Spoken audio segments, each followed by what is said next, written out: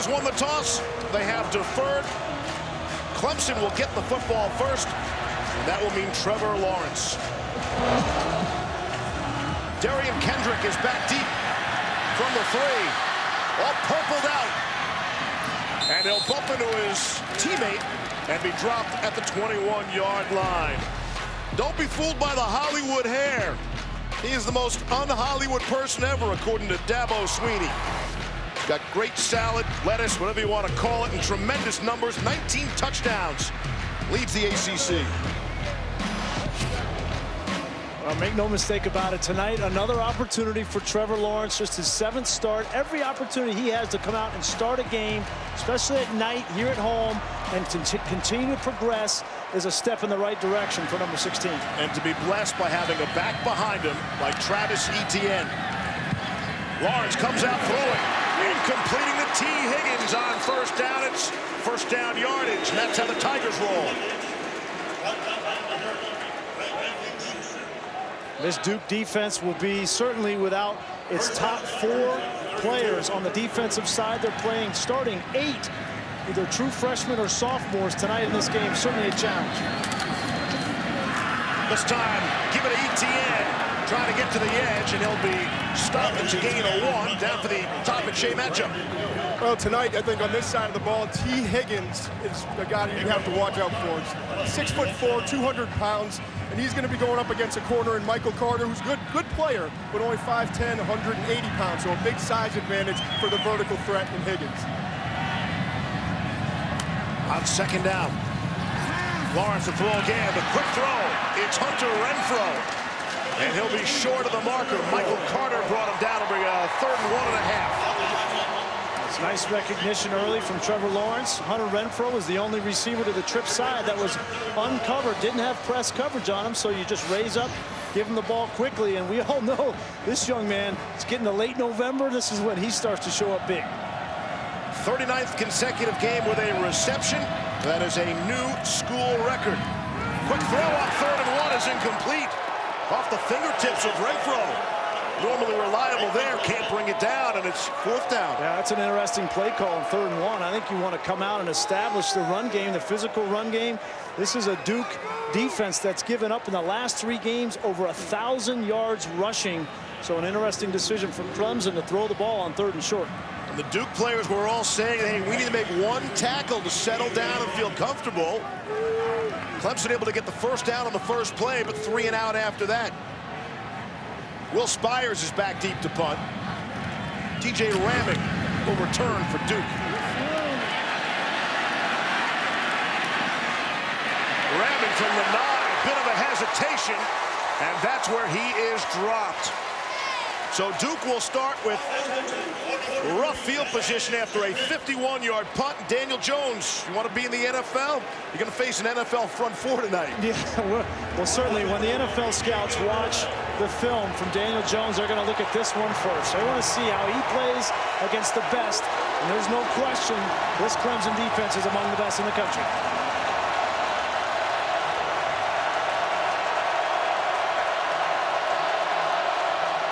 As they often do, Jones with no one in the backfield with him.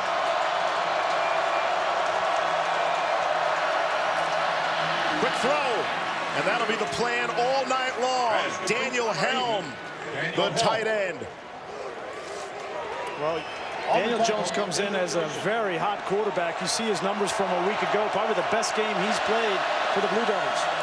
Another quick throw. It's to Ramming. He'll be short of the first down.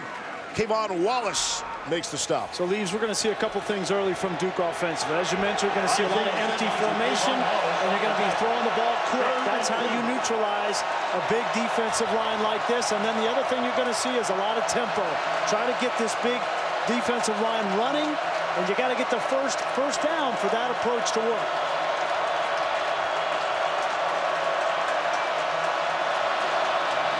It's Deion Jackson in motion. Jones will roll that way. Jones looking to run for the first down. He will dive forward, and he has it. 3rd and 2. He got 3. Yep, and now you'll see Duke ratchet up this tempo. You get that first down, and David Cutcliffe knows he has to use some strategies because he doesn't have the same kind of personnel, obviously, up front against this defensive line. Again, that's Jackson in motion. You're going to see some of this, too, from Daniel Jones, a very cerebral quarterback. He manages protections at the line of scrimmage, calls plays in the run and pass game. Tell me who's not cerebral on this Duke club. Jones, a throw, batted up in the air.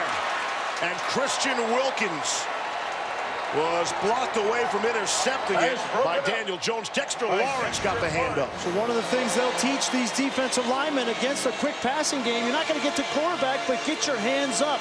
Great job by Dexter Lawrence. He hasn't had the same kind of pressure on the quarterback this year. His sack numbers are not quite what they were, but he has been as influential on this defense as anybody. Second down and 10. Deion Jackson, a straight run. Jackson is averaging 14 yards per touch. And he does a lot with the football, but that's over the last 3 games.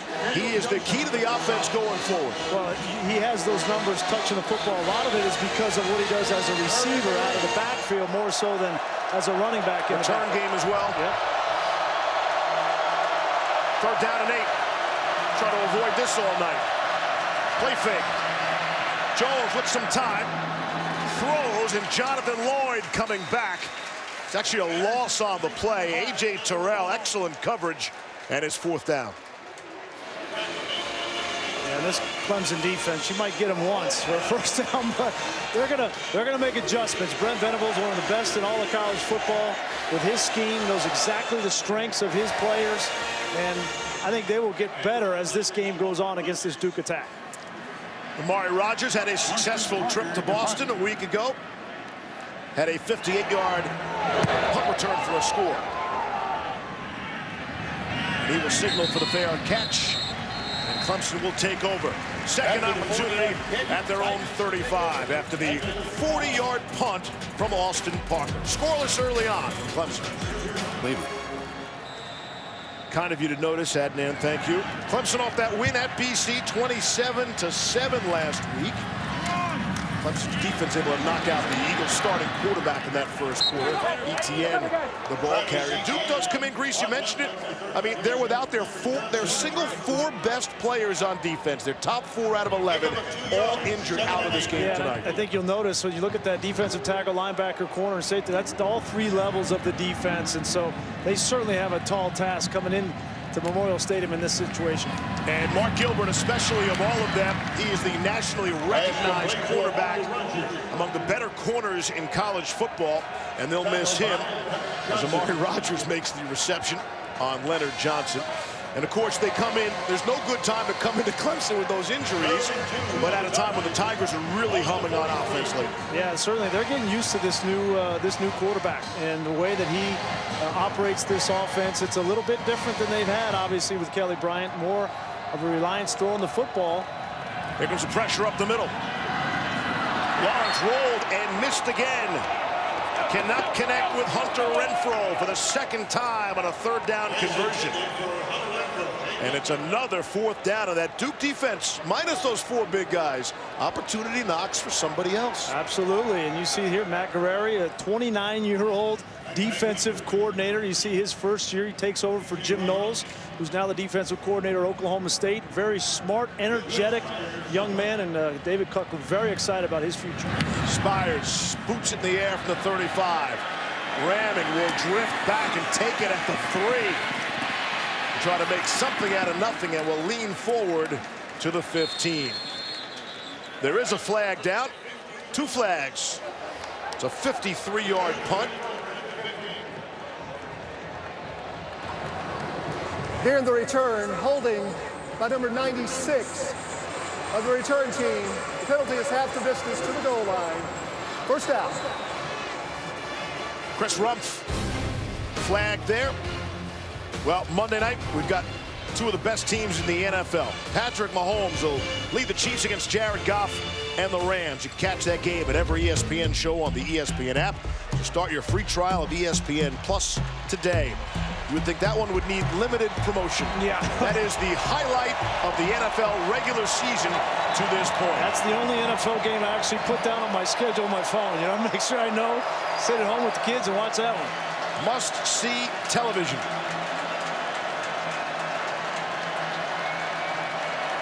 It's going to get loud in this stadium. Backed up, Duke is inside their 10-yard line, and Daniel Jones is about to hear something he probably never heard before. A decibel level that's way up there. The penalty is being forced from the end of the kick. The holding was during the return, but during the kick, it's half the distance to the goal line. First down. And Riley Johnson is our referee here tonight. 96. They're spotting it at the 2-yard line.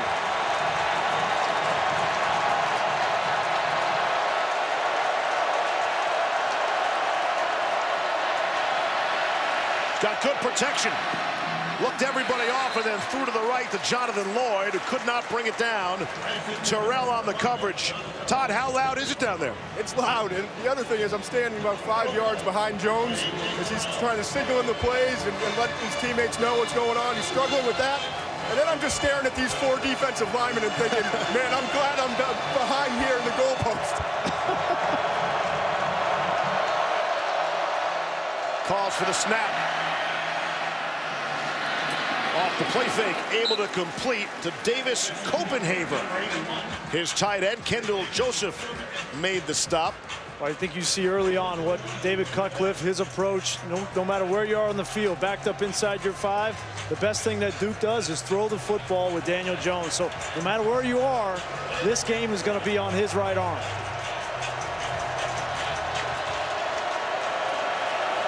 Third down and 2.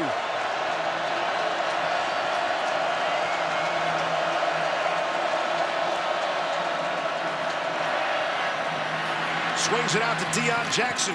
Has the first down.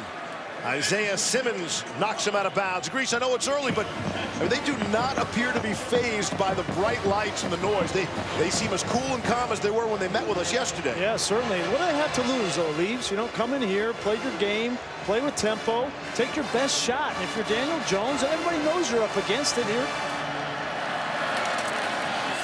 The give is to Jackson. And he's going the wrong way, right into the heart of that defensive line of Dexter Lawrence and Christian Wilkins.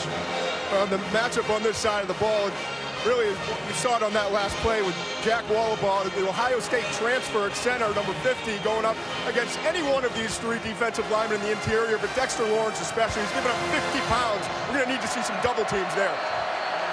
Second down and 8. Again, great protection for Daniel Jones. Throws as a man wide open. It's Daniel Helm, the tight end at midfield. And Helm is into Clemson territory. Great protection from Jones leads to a 37-yard gain. First adjustment from Brent Venables is he only rushed 3 and dropped 8, playing zone coverage back there. I don't think you're going to fool Daniel Jones. He's played enough football, and Brent Venables has coached enough football. These 2 are going to go at it all game long in that chess match. That time Jones figured it out.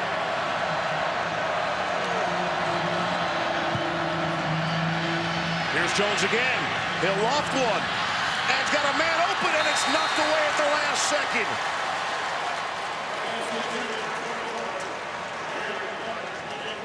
Was looking to go to Jarrett Garner, and he had it until the very end when Kayvon Wallace was able to knock it away. Yeah, give credit to Kayvon Wallace. This is going to be a catch, Steve. If he doesn't come in with that left arm and rip the arm down. A little bit of a shot there by Jones, but that's the way the whole game's going to be for him. Great play by Kayvon Wallace. Cleveland Furl got to him that time. On the ground is Deion Jackson for another first down. And this is a most impressive drive by the Blue Devils that started at their own 2. And they need to keep this tempo going, right? This is their only chance against this Clemson defense is to get this tempo going, keep those guys, the big guys, on the field. Right now, Lawrence not out there, or Wilkins. Straight handoff to Deion Jackson, right into the pile. And let me just get this out of the way right now. 99, Clelin Ferrell, one of the big stars. Everybody's been saying Ferrell. He was telling people just this week And he wants his last name pronounced Furl, as in referral. So that's what we'll go with the rest of the way. Whatever he says, I'm doing. That's good enough for him. Good enough for us. 6'4", 265. One a youngster of 9.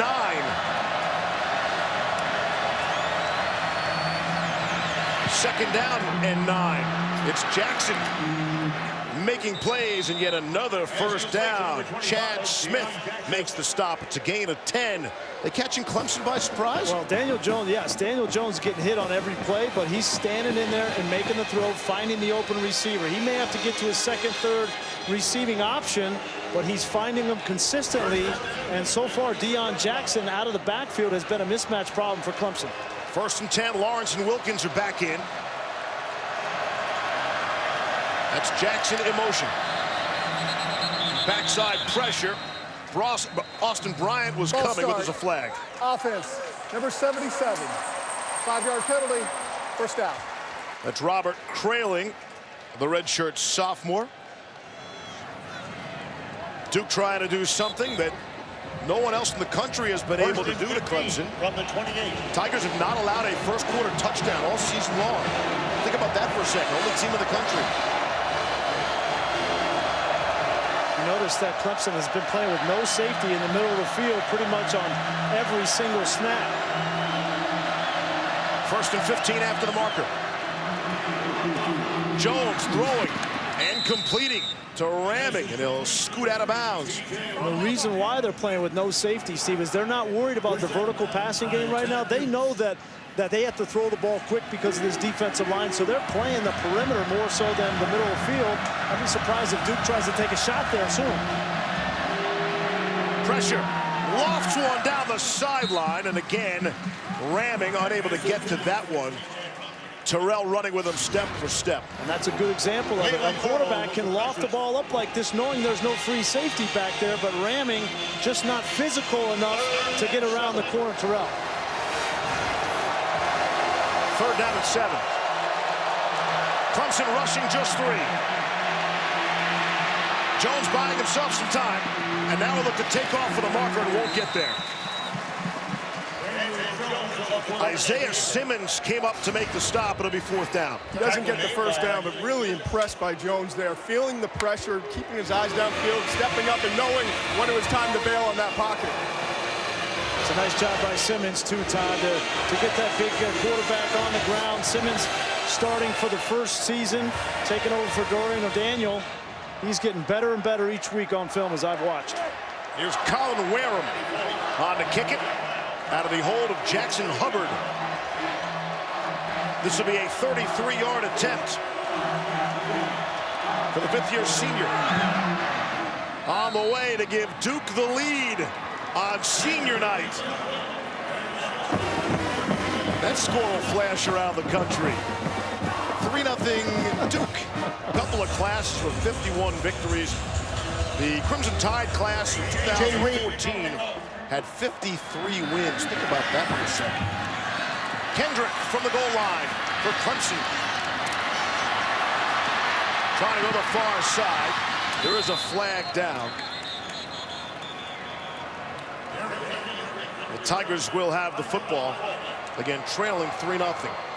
Duke went 83 yards for a field goal. Return, holding by the return team, number 18. Penalty is 10 yards from the spot of the foul. First down, Clemson. And that Duke scoring drive started from their own 2. Adnan Burke. All right, Steve, thank you very much. West Virginia, Oklahoma State. Taylor Cornelius to Tyler Wallace. And the Pokes take the lead, giving the number 9 team in the country all they can handle. It's 45-41. Last shot for Will Greer. Scrambling, going for Sills. No good. Oklahoma State pulls it off 45-41. One of the best games of the day, Steve. Adnan, thank you. How about that after last week, right? Losing by 1 to Oklahoma. What a great job by Mike Gundy. And finally, you know, everybody's complaining, hey, can we get a shakeup in the top 10? Nobody in the top 10 lost a week ago. There is your top 10 loss with number 9 West Virginia going home, going down this week. Well, I just think like such an emotional game Bedlam last week, and they go for 2 at the very end of the game, don't get it, and then you would anticipate maybe a letdown, come out flat. But what a great win for Mike Gundy and the Pokes. Ohio State got all they could handle today in overtime with Maryland. Michigan was almost in trouble against Indiana too, Grease. Thanks for letting me know. Don't pretend you didn't realize that. Etienne will run out of bounds, and the Citadel gave Bama all they could handle, at least at halftime anyway. Triple option, the great equalizer. And here it's 3-0 Duke. Yeah, look at this, dominated the first quarter of this football game. Like we said, scored for the first time on Clemson in this quarter, take the lead. It's early though. Yeah, 3.5 to play in the first quarter. Check back in an hour. But don't go anywhere, don't go away. See how this plays out together. Saturday night in Clemson, South Carolina. Lawrence throwing and completing to Mylan Richard. Brandon Hill made the stop. Important game for Brandon Hill for Duke. He is a South Carolina kid. Clemson offered him. I don't know how many kids pass on Clemson to play football and go to Duke. Hill said he wanted the education and the football, and he got it both as a Blue Devil. Yeah, got his first start of his career last week against the University of North Carolina. Got to believe his feet have barely touched the ground so far. 3rd down and 6. Lawrence throwing, and it's knocked out of the hands of Amari Rodgers. He was thinking yak yards after the catch without securing it, and Ben Humphries, the emotional leader of that Duke defense, knocks it away. Great job by Humphries. Not great position there. He's going to miss the tackle. Fortunate to get a paw on that football, but we had a chance to talk with Ben Humphries last night. A very impressive young man, and he's kind of been the glue that has kept this defense together with all the injuries. How about this? Will Spires is punting for the 3rd time already, and he's punting from his own goal line. Duke should get excellent field position. It's a short punt. Punting has been an issue for Clemson. Ramming calls for the fair catch, and so Duke will take over at their own 49. Ben Humphries, he's the only senior starter on that defense. Everybody on that Blue Devils D making plays early on here at Clemson. South Carolina, also known as Death Valley. Steve Levy, Brian Reese, and Todd McShay. With the Blue Devils of Duke leading by a score of 3-0, and Duke has the football at midfield. They have been impressive so far, especially on defense, and their scoring drive started at the 2. And wound up being a 34-yard field goal on the ground. Deion Jackson running past people, and he's inside the 30-yard line.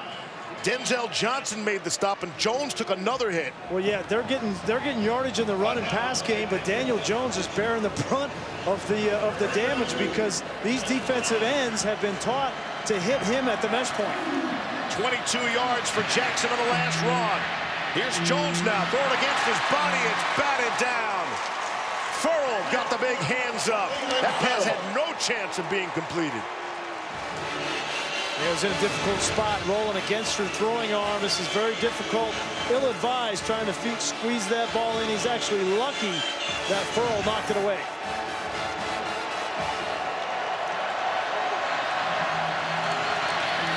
Here's Jonathan Lloyd for a loss.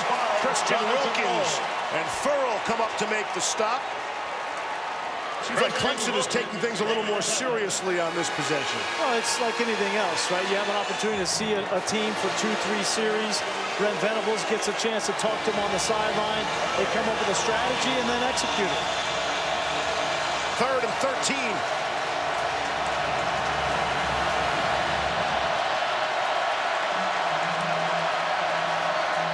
Comes the blitz, picked up nicely. It's lofted. There was definitely some contact on Chris Taylor, the receiver. A.J. Terrell interfered. Yeah, Terrell had a handful of jersey on Taylor, and that was an easy call for the official. It'll be a holding call and a 1st down for Duke. Defensive pass interference. Ball be placed and spotted foul. Automatic 1st down. The fouling number was number 8 on the defense.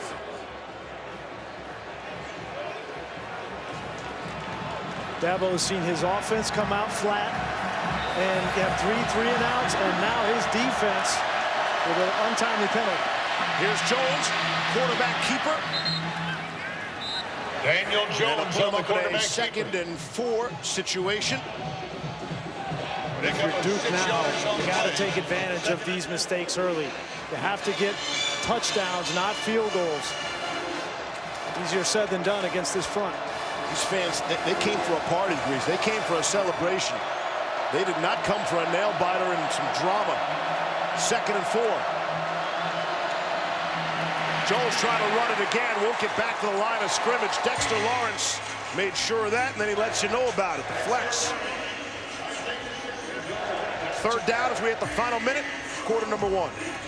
These third down situations, typically Daniel Jones likes to find his trusted wide receiver, TJ Ramming. Normally lines up in the slot. He's not very big. You see him right there, number 3 at the top of the screen. Man-to-man across the board from Clemson. That's Jackson at the top of your screen. No safety in the middle of the field.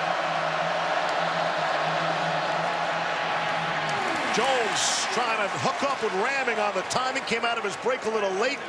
And A.J. Terrell had the coverage. And some thoughts from Wilkins to Jones. Bit of a conversation. It's 4th down. There's an opportunity here, an all-out blitz. And they knew they put their best defensive back in Terrell on Ramming. That's where he wanted to go with the football. Just better coverage than throw.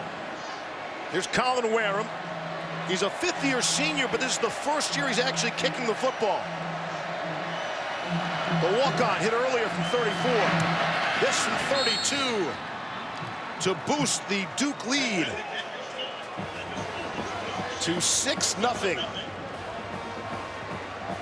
in favor of the Blue Devils. Bit of a contact lens issue for Daniel Jones.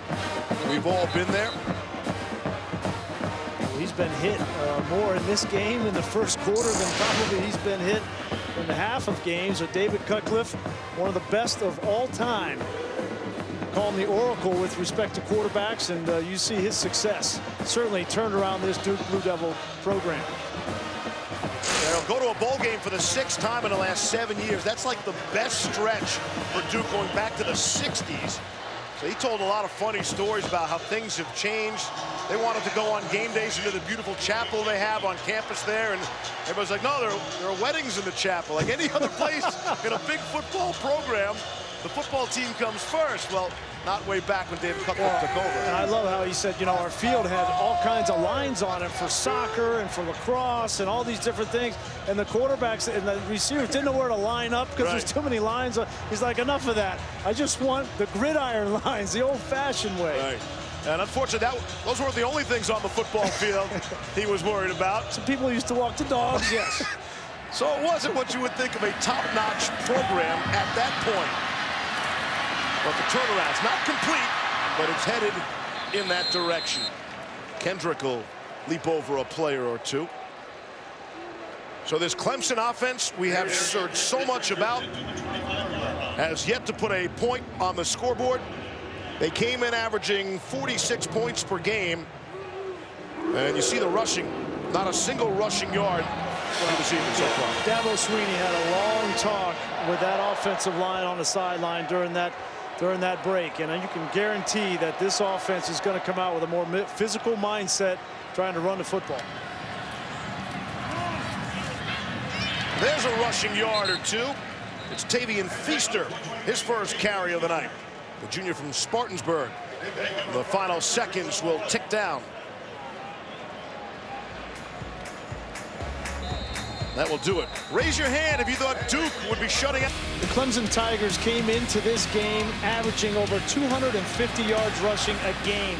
So far, they have not been able to find the holes against this Duke defense, who's come to play with effort and intensity here tonight in Death Valley. But we know Clemson, they're going to want to run the football. They have got to get Etienne and Feaster going. Last time Clemson trailed after the first quarter was the game against Alabama last year in the college football playoff. They trailed 10-0. Dabo told us about that. He said the key to that game was the opening kickoff, starting at the 9-yard line. Tavian Feaster has the first down. Guys, also it's worth noting that Travis Etienne, the starting running back, is not on the field. And I saw after the last series, he came off the field and was hot. His teammates had to pull him away. He was screaming at somebody. He was frustrated from the lack of rushing, I assume. And again, still not on the field. We'll watch for that. Yeah, I got to keep their cool. You know, this is going to be a long game. Keep it cool. There's Trevor Lawrence, quick throw of his own, and completing the T. Higgins. That first down run by Feaster marked the first down since the first play of the game by Clemson, and their only first downs as we hit the second quarter. Yeah, I think it's worth mentioning, just for perspective, this Duke defense last week against North Carolina, they gave up 4 touchdowns in the first 6 possessions of that football game. But give them credit. They have not shied away from this challenge tonight. They've come to play.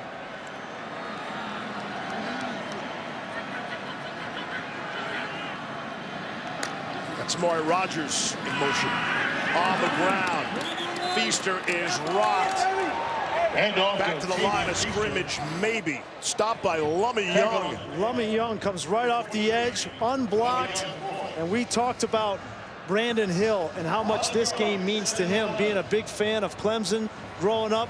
Same thing for Lummy Young. He didn't get a scholarship offer from these Clemson Tigers. He'll be fired up to play tonight. He said he had to stop himself all week from singing the song, Hold That Tiger. He was a huge Clemson fan. Played his high school football some 16 miles from here. T. Higgins on the first down. Boy, T. Higgins went down kind of awkward at the end of that play. Great throw and catch, but take a look at him at the end of the play here as he walks off the field gingerly. Look like he's okay. Brandon Feaster on the tackle. Clemson across midfield for the first time tonight. Here's Lawrence to throw for Justin Ross. Has a step, and he's down just shy of the goal line. The big play, exactly what Clemson needed. The true freshman, Justin Ross, on the receiving end. Steve, it's all about the release at the line of scrimmage. You mentioned for a true freshman to have this much poise at the line of scrimmage against a bump and run corner. You don't see that very often, but that play was made by his release. First down and goal.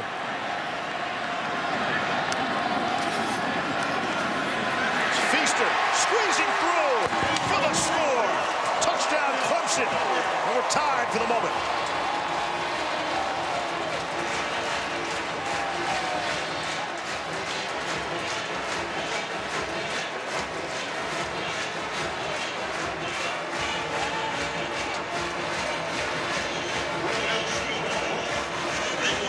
And a fine scoring drive for Clemson. 7 plays, 75 yards for the touchdown. Here's Greg Hugel, the 5th-year senior, out of the hole to Will Sweeney. Bit of an issue with that hole. Sweeney got it down, and Hugel got it through. Clemson's first lead of the night. Justin Ross had 5 touchdowns coming into this game, and look at this release off the line of scrimmage. Physical with Feaster, gets behind him, and there's no stopping him once he gets into the second level. Clemson took a punch early in this football game. Time over on ABC. Duke will get the football, trailing by a point, and will start at the 25-yard line. So Duke all time is 3-30-2 against the top 5. Those 3 wins, 1938. They had the score against Pitt. Then 1944, took care of Georgia Tech handily. And 1960, when Navy was ranked number 4 in the country, Duke won that game 1910. That's the big one there. All 3 games at home on Duke's home field. Was Sonny Jurgensen back then? Very much on the road. That's Marty. TJ ramming out beyond the 30. Marty worked that game. He's worked every game. And then since then, the success has not been there against the top 5. Really, who has success against the top 5? And that's why they're the top 5. Deflected by Dexter Lawrence. And there is a flag down. Well, it's a second deflection from Dex Lawrence. He got the message in that defensive line meeting room this week. If you can't get there, get your hands up. Almost forced an interception from Shaq Smith. There's no foul for ineligible downfield. The ball was tipped. Second down. And so Brent Venables has been preaching, get your hands up if you can't get to the quarterback. Yeah, there's no question. And you know, Dex Lawrence, he's not a pass rusher, right? He's a run stuffer. And so he's going to be at the line of scrimmage a lot of times. He's 6'4", and when he gets that big paw up, he can get some balls. 3rd and 3. Jones throwing on the run and completing the ramming. Out of bounds at the 40. And move the sticks again, cool and calm. I mentioned Brent Venables. He's playing hurt tonight, Grease. When Dabo, yeah, he is playing hurt. He's the quarterback in practice. He's the scout team quarterback. He just loves to do that. And yeah, he was throwing the ball in practice maybe a couple days ago, a week ago, and caught his finger. It looked like on a helmet or one of the defensive guys rushing him. So hey, sometimes you got to play hurt. Our poor camera guys can't get a shot because he's constantly moving. He's getting an earful from Dabo too. Dabo didn't like that last call. He put an all-out blitz on that 3rd down, and it was an easy completion to ramming. And Dabo let him hear about it. And so in the excitement, Grease, they broke the chains, the 1st down chains on the far side. So we've got some new 1st down markers. The chain links are all connected now. It's 1st and 10. Here's Jones to throw, found a seam, and ramming couldn't haul it in. Todd. Well, I think Venables is probably going to have to watch himself from getting frustrated at times because of this offense is being run by Duke. David Cutcliffe, we knew he was going to come in and he was going to run a lot of empty, get the ball out quickly, and there's frustration from Venables. He's trying to get more pressure on the quarterback. It's tough to do when the ball comes out that fast. 2nd and 10. Daniels trying to step up in the pocket, and Daniel Jones is dropped by Christian Wilkins.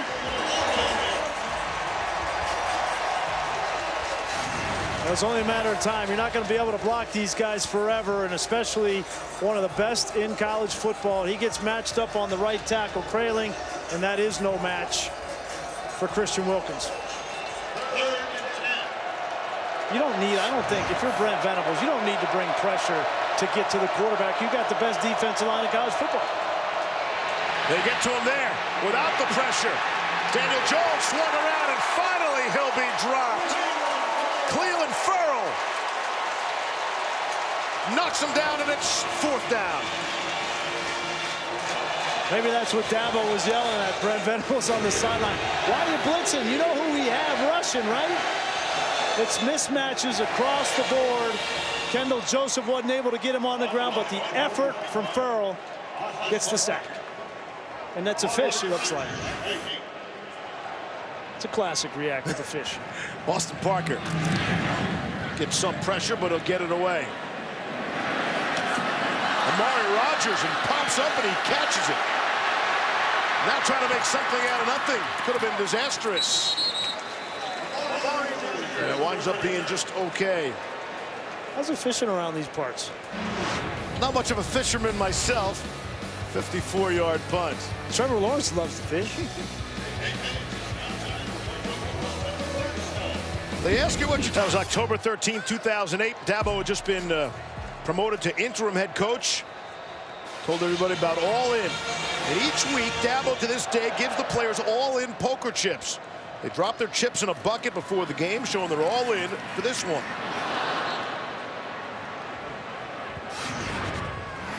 Watch the celebration here at the end. Watch Clelin Ferrell, the way he comes down. He instantly grabs that right leg, foot or ankle. Yeah.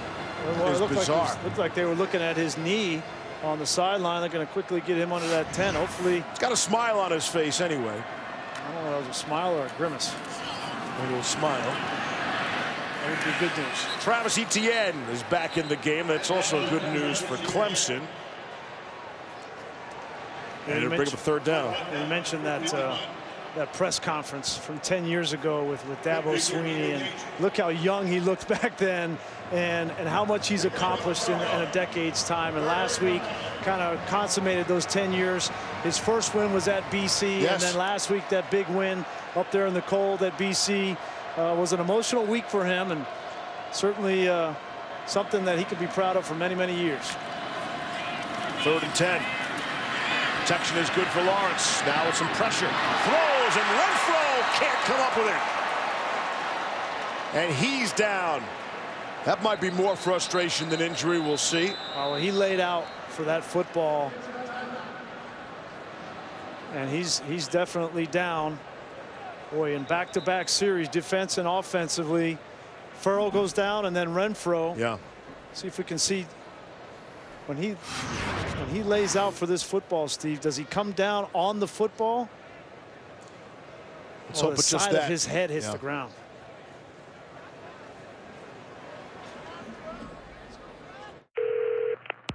Emergency. My husband is having trouble breathing. First responders hear it a lot. And everyone age 65 and older needs to hear it too. The flu and its complications can be deadly, especially for those with a chronic medical condition. That's why there are higher strength flu vaccines for seniors. Ask your doctor or pharmacist for a senior flu shot. Do it today before the flu becomes an emergency. See your healthcare provider or visit these pharmacies. All right, I'm Adnan Burke back in our college football studios. This Vapo Cool moment of relief. Kansas and Oklahoma. Kyler Murray, the touchdown here from 7 yards out. Oklahoma scored at least 7 points in every first quarter this year. 7-0 right now. This is Jayhawks in Norman. Steve? All right, Adnan, thank you. Still attending to Hunter Renfro. And again, this is senior night here for Clemson. And he is the most celebrated of this senior class. As you see, his 43rd career start. That's the most by a wide receiver in school history. The touchdown catch to win the national championship a few years ago. And he is so popular, and he headed straight for the Clemson locker room. As soon as we get an update on that, we will. Will Spires back for the punt. How was that not blocked? Maybe Duke got a piece of that Will Spires punt. Duke will take over at their own 38. You mentioned it. Josh Blackwell, number 31 for Duke, came right up the middle and had a great opportunity to get that football. I think this is him here. He's unblocked. They just run right by him. You're right. You got to go right up the middle and make sure you get that football if you're Blackwell. Missed opportunity for Duke. So did somebody actually get a piece of that football, or was just unable to extend the kick?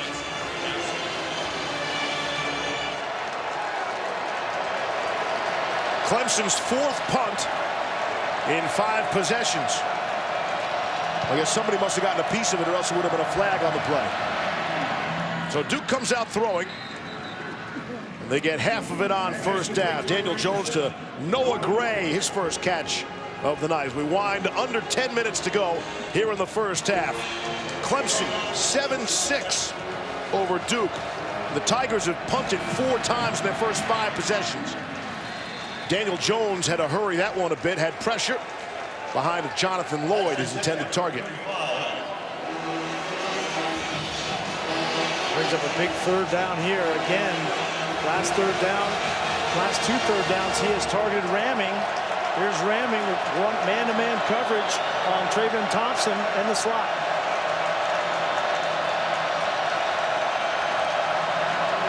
Here's the pressure. Flag flies out and the pass is dropped. Dropped by Deion Jackson. Let's see if Clemson was offside.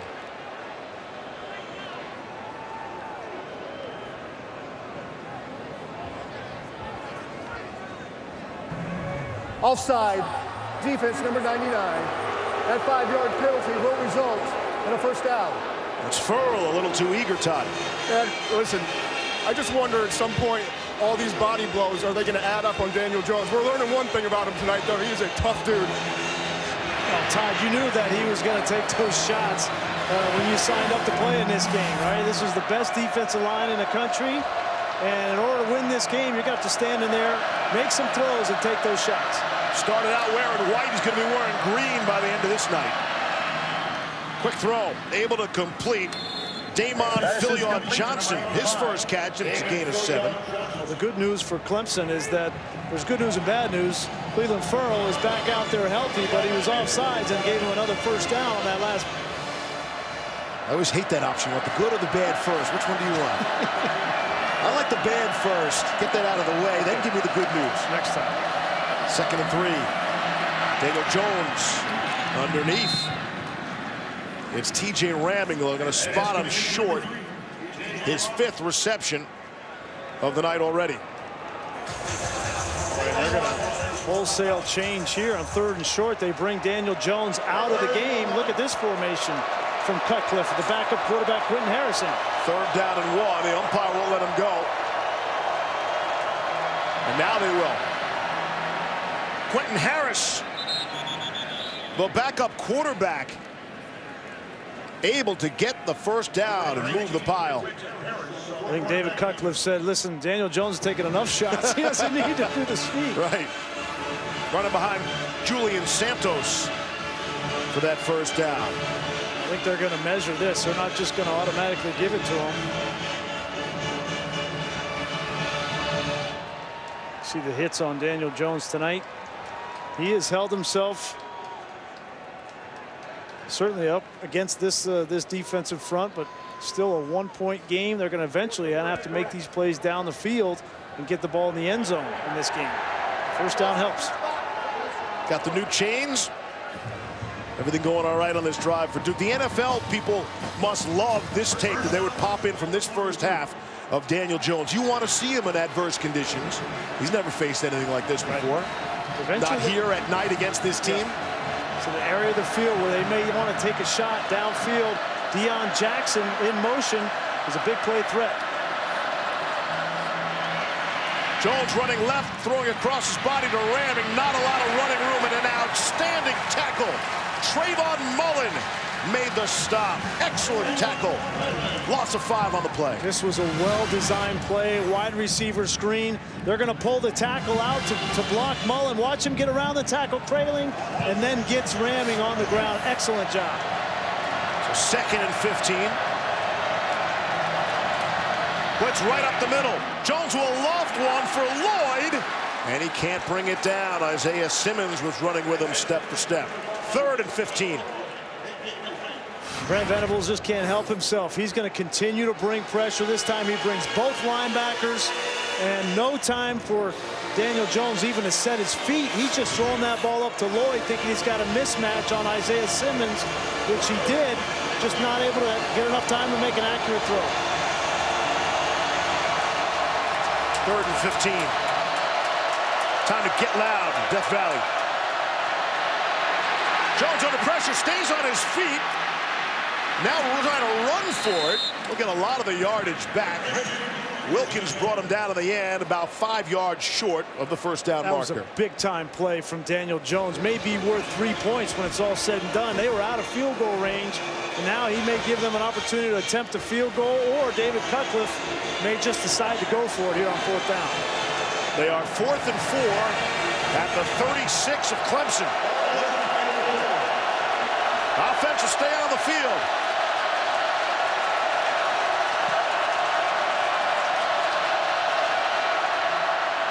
Thought about the quick kick, or at least faked it. Able to swing it to Jonathan Lloyd for the 1st down, but there is a flag down. We'll check the marker. Daniel Jones, who has punted 5 times in his career, faked the kick and then threw for the 1st down. And it's coming back. I don't think I've ever seen that before. I really like that. You know, offensive pass interference, number 5 on the offense. 15-yard penalty, 4th down. That's Lloyd, the receiver. You know, you get a quarterback in there, and they sometimes will pooch punt, quick kick, but I've never seen the fake pooch and then throw it. Didn't seem to have much of an effect on Clemson defensively, and I think Jonathan Lloyd pushed off on Terrell on the outside. It's a good call.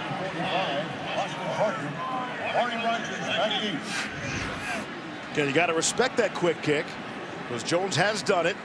Did it twice against Miami this season and nailed it inside the 10-yard line both times.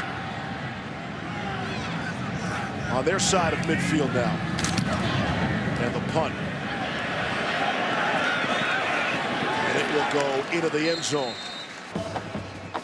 So this defense we told you about, Grease, that is missing Their 4 best players, they've held Clemson to 7 points with 6 minutes to go before halftime. You got to give them credit. They have been up to the task in the run game.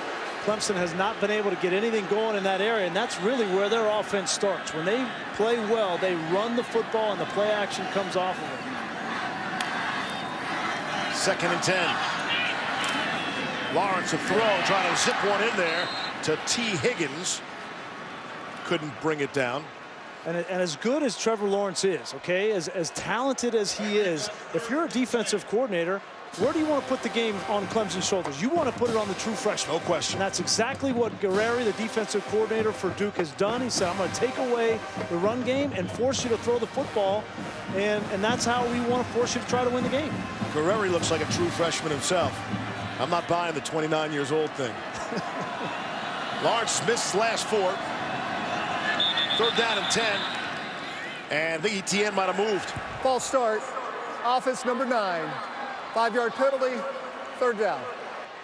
And I got to be honest, in this first half, I have seen Dabo Swinney doing more coaching up and down the line of scrimmage with coaches, players, groups of players than I have all season long. He is going up and down, talking to the offensive line one time, then he's getting after guys that are making penalties. He's talking with Brent Venables. He's all over the place in the first half. I think it has everything to do with the fact that those 2 losses they've had the past 2 years in the regular season, trying to not nip it in the bud. 3rd and 15. Lawrence can't connect with Amari Rodgers. Lawrence has looked off the mark tonight. He tried to go to Renfro a couple times. They could not connect. This Clemson offense seems out of sync. Now, credit that to Duke, but some of that's on the Tigers, too. No question. And you're going to have situations like this. You know, when you have true freshmen playing quarterback, he's kind of off. And you're going to have that's Brandon Streeter, the quarterback there, talking to him. And you see Dabo is really animated on that sideline. But they had a situation like this before when they played Syracuse, Todd, and they had to overcome adversity. Yeah, watching this, to me, Trevor Lawrence just doesn't seem like he's on tonight. Missing too many wide open receivers. Punt from Spires is short. Again, the punting has been an issue for Clemson. Prior to tonight, maybe their only issue. Takes a Tigers bounce. 5th punt in 6 possessions. And thank you. I predict that people are calling their cable operators tonight saying, give me the Longhorn Network. I want to be able to watch that football game. Arguably the best matchup of the weekend, arguably. See, Clemson, the only losses they have suffered last couple of years. Pittsburgh, Reese and McShay were here for that. That might have been on them. And last year at Syracuse, a tough loss. That was without Kelly Bryant, if you recall. Here's Daniel Jones throwing sideline for Chris Taylor, and Trayvon Mullen have the coverage. I think those 2 losses kind of stick in Dabo Swinney's mind, and he's trying to avoid that here in this game. You see him over here. This is with the offensive line. He's trying to be proactive with respect to getting these guys settled down. They have not played well in this first half. There's no question on either side of the football. He's trying to get them settled down. Jones to throw. The Jonathan Lloyd took a high hit from Isaiah Simmons. Did not hang on to the football, but a flag came in.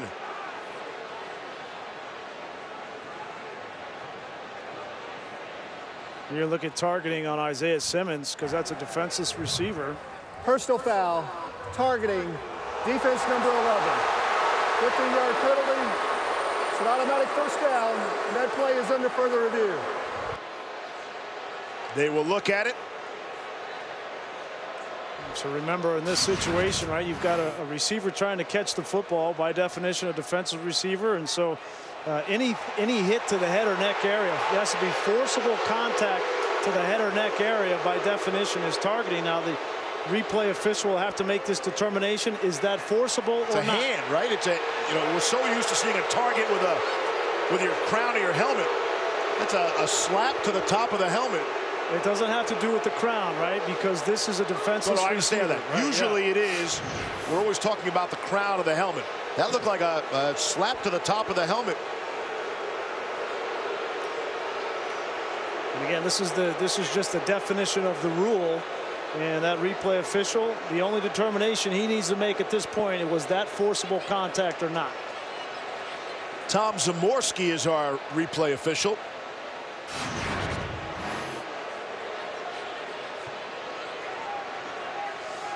Looked like he was trying to slap the football and just ended up hitting his head. Chris, that can't be targeting.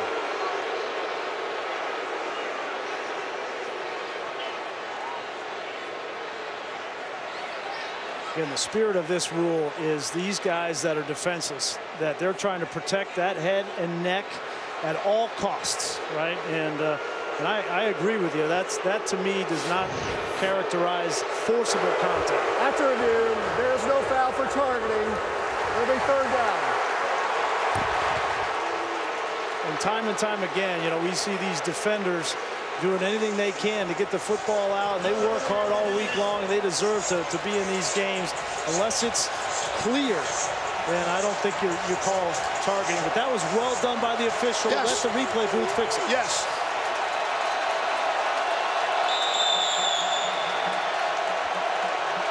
That is the idea. You make the call in anticipation, and then you clean it up on the back end, and the officials did. That pass is batted down at the line of scrimmage.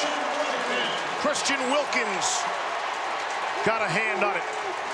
I can't tell you how impactful this is, because you know you're probably not going to get to the quarterback. Christian Wilkins is double teamed.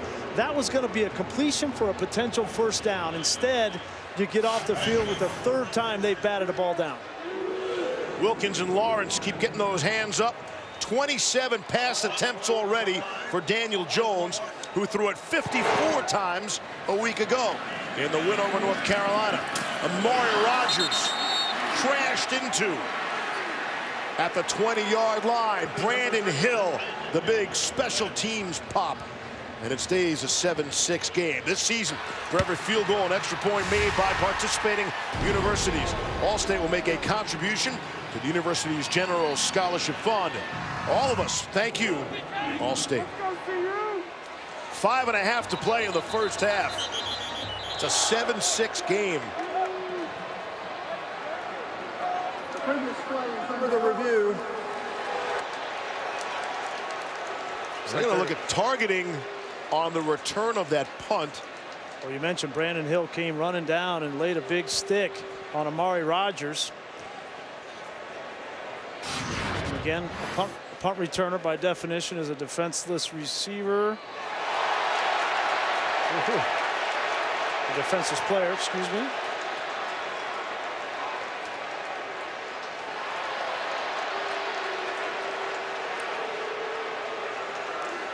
It's close. After review, kicking team number 32 targeted the receiver. That's a personal foul. Targeting against the kicking team. 15-yard penalty. Automatic first down. Number 32 is disqualified. So Brandon Hill is gone from the football game. South Carolina kid, tough blow for him. And again, the ruling here, this is a defenseless player, and no matter what body part hits in that head or neck area, if it's forcible contact, they're going to call that. And whether you agree with it or not, that's the definition in the rule book as stated. And it's unfortunate for Brandon Hill and unfortunate for Duke, because he is the replacement for Joe Giles-Harris, their starting and best defensive player. So now they're down to their third team will linebacker playing the rest of this football game. We'll watch for Jacob Morgenstern. See if he sees the field. 5 minutes to go here in the half. Flag down all that time, and it's going to come back and be holding on the offensive line for Clemson. Holding. Offense number 59. 10-yard penalty. Second down. Penalty on Gage Cervenka. This game has slowed to a crawl. Kobe Kwanzaa has checked in place of Brandon The penalty Hill. is declined. Third down. And Gage Cervenka has been starting the last couple of games. He's been in there in place of Sean Pollard. He's had some issues with back spasms. Cervenka's also played some center. The interior of this Clemson offensive line, if you wanted to look for a chink in the armor for Clemson, it's been this interior of the offensive line, in my opinion. As you look forward to some of the people they may be playing in the future, that's an area they need to get better.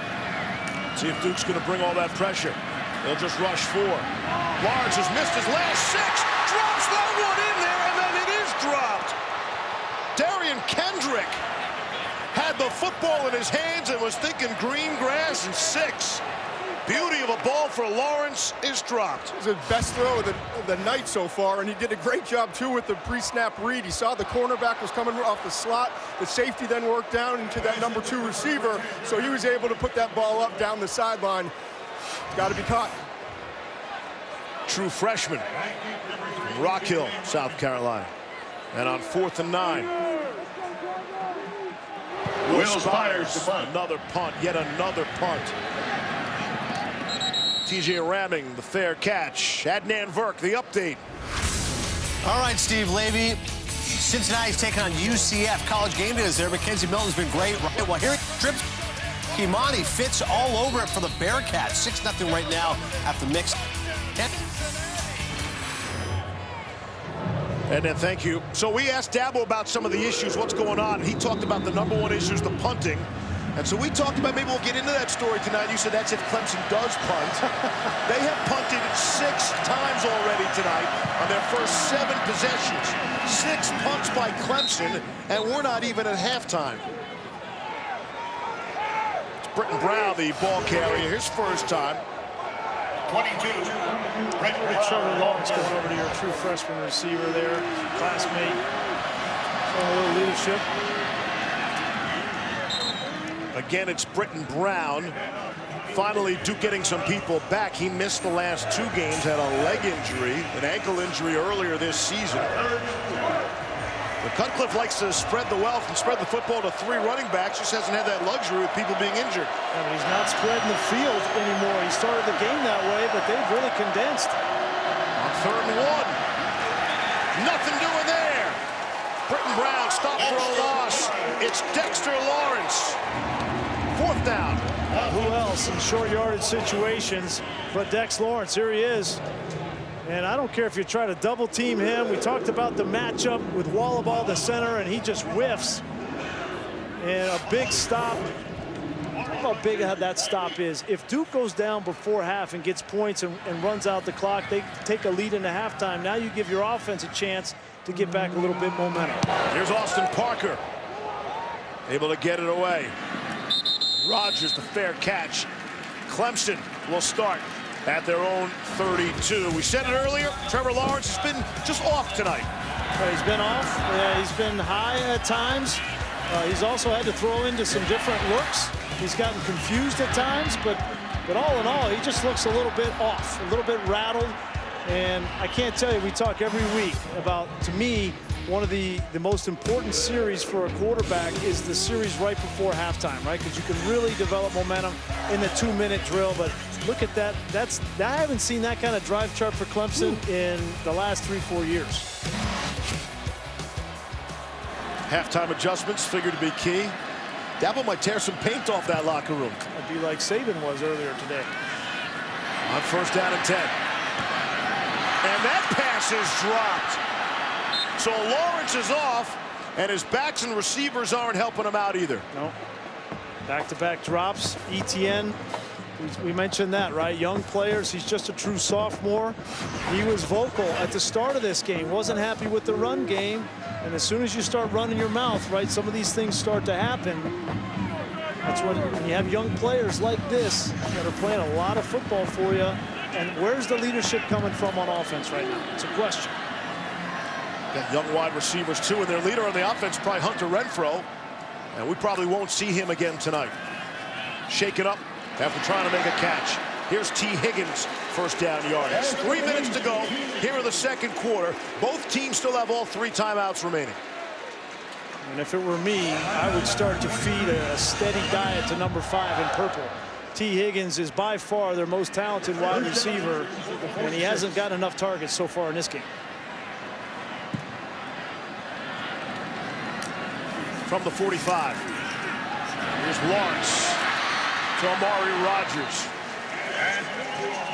Going to be short of the marker. Bring up a 2nd and short.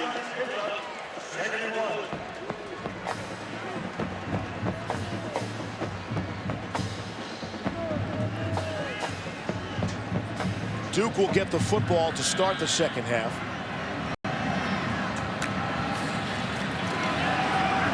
On the ground, down to Etienne. And off to Travis Etienne. He has the first down. Trayvon McSwain made the stop as the clock will continue to wind after they spot the football. Etienne carried just 11 times at Boston College a week ago for 78 yards. They decided to win that game through the air last week.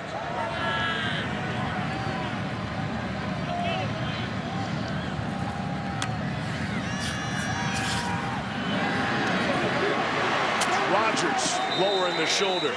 Knocked out at the 31. Patient approach, right? 3 straight quick outs. 1 to T. Higgins and 2 to Rodgers, and that's just discipline. And that's good play calling on the offensive side by Tony Elliott. Just taking what the defense gives you. You don't have to be in a hurry. If they're going to give you the quick out, take it. Can't believe how quiet this crowd is. They got 85,000 people in the building. They were rocking before the opening kickoff tonight. They did not expect to be in a one-point game with Duke.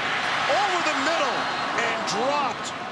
Braden Galloway could not hang on to it. Lummy Young was there to make sure. Picture perfect play from Lummy Young. He sees the tight end, goes up to make the catch, hit him right in the chest. Don't go high, don't go low. Put your hat on the football and dislodge it. That's going to be on a training reel for Duke in the next season. I put it on a training reel for the NCAA, too. That's the right way to make that play.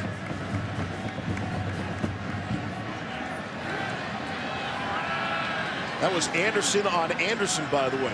Both from Anderson, South Carolina. Justin Ross taking on some people and diving forward for the first down. Gain of 12. And a missed tackle from Ben Humphries, the linebacker. Number 34 is going to make that play right there. You got to get him on the ground. And as a linebacker on a safety, you got to make that play. But Ross, 6'4", 215 pounds, not your normal wide receiver. Under 90 ticks left in the half. Yet still all 3 timeouts remaining for both teams. Lawrence, back shoulder, touchdown. Justin Ross, the true freshman.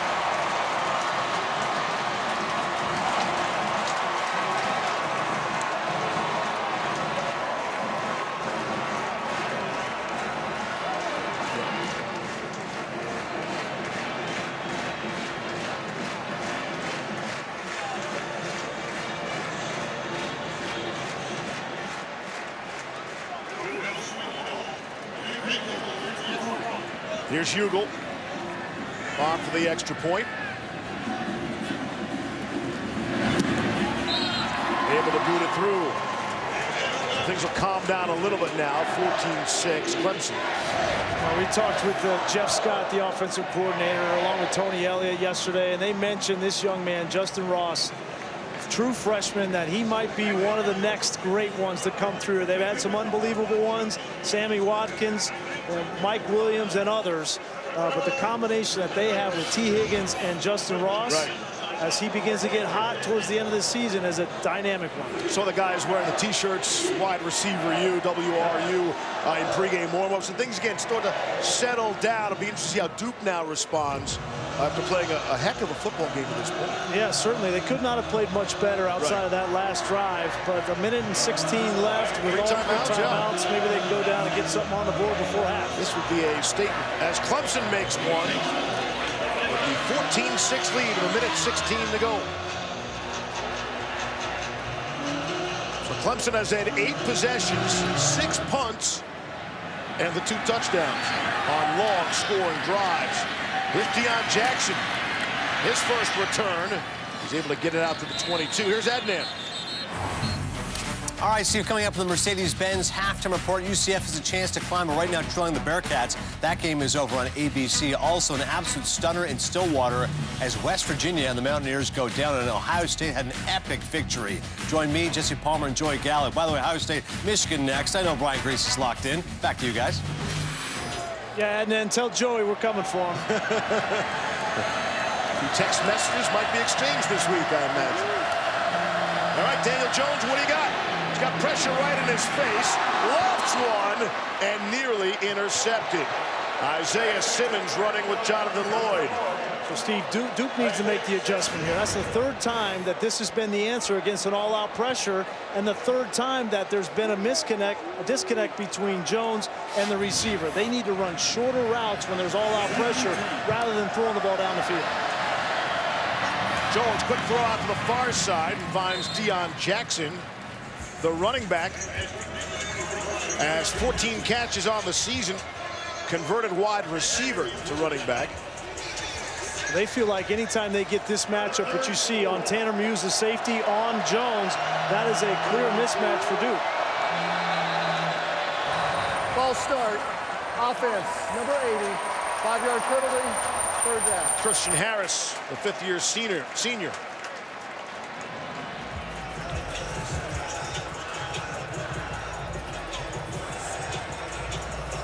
Duke is the least penalized team in the ACC. 3rd and 9. Shot down the sideline. Trying to get Jackson on the wheel route there. And Shaq Smith, who's quietly had a very nice first half. Shaq Smith has. And his 4th down. Clemson was very fortunate. There was a mix-up between Tanner Muse and Shaq Smith. Shaq Smith didn't know if he was going out there to cover him. He reacts late. And Deion Jackson not able to bring that football down, but a little bit of miscommunication in secondary. So Duke is slowed down. That's 3 consecutive 3-and-outs now. And full marks to the Clemson defense who have figured things out. There's Austin Parker. Maury Rogers, fair catch and a flag at the 35 with 50 seconds left in the first half.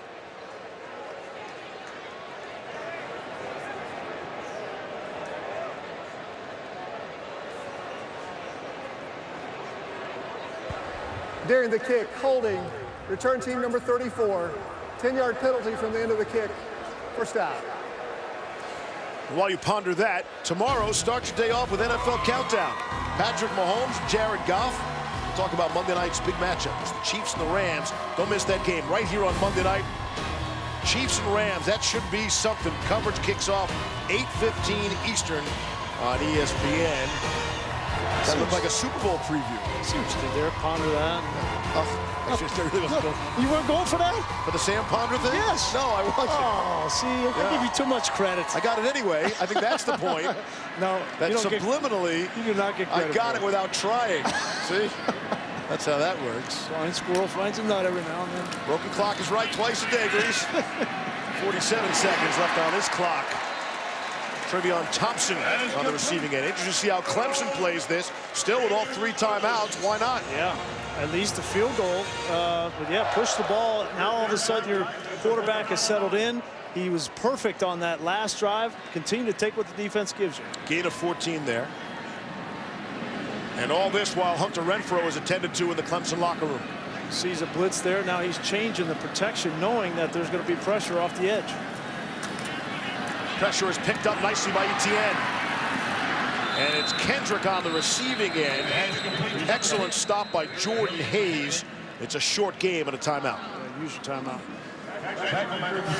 This is something that we've been seeing now a little bit more from Trevor Lawrence. You see, he's managing the protection, knowing that he's got problems over here with pressure. Watch the line slide that way, and then Etienne come and take the late hit off the quarterback. That is what the craft of playing quarterback is all about, is protecting yourself, knowing how you're protected, and young Trevor Lawrence getting better and better each week. This season, Taco Bell is celebrating student sections and passionate fans like the Clemson Tigers by awarding the best student section of the year. Go to ESPN.com/Taco Bell to find out if your team made this week's rankings and to see how your school can compete. Lawrence got a lot of love for one particular play last week when he was able to slide the protection and able to complete to Renfrow for 35 yards. That had the coaches oohing and eyeing, like most true freshmen are not making that play. And it's a lot of what the regular fan watching doesn't see. They don't know that he does these kinds of things and that play doesn't happen unless he makes the right call and the right protection. Seems to have everything else. Here's Lawrence looking for some more and overshot his intended target, T. Higgins. 3rd down and 6. This is why I love this sky cam angle. Take a look at this, Steve. You're going to play quarterback, sit back here in the pocket. You see your receiver on the left side. Now you got to lead him into the middle of the field. just a little bit high, right? Yeah. But that's playing quarterback, is being on the same page, and that's why you rep so much with your receivers to know exactly how they're going to come out of a break, flat or high, based off of a defensive look, and that's just reps. This kid has all the ability in the world. I think he just needs more and more time with these receivers. Tough night so far on third down. And again, his receivers and backs have not made plays for him. Quite a few drops. Under pressure. Lawrence hit as he throws, and he got it away. Leonard Johnson was coming on the blitz. And it's fourth down. Yeah, he didn't see this one. He's seen a bunch of them, but here he comes, Johnson, right off the edge late. And Etienne will only take one of them, and it looked like he felt him. He started to slide away from it, but a big stop for Duke before the half. Seventh punt upcoming by Clemson. Spires punted all of 6 times last week, the entire game. This will be a 7th punt as we approach halftime.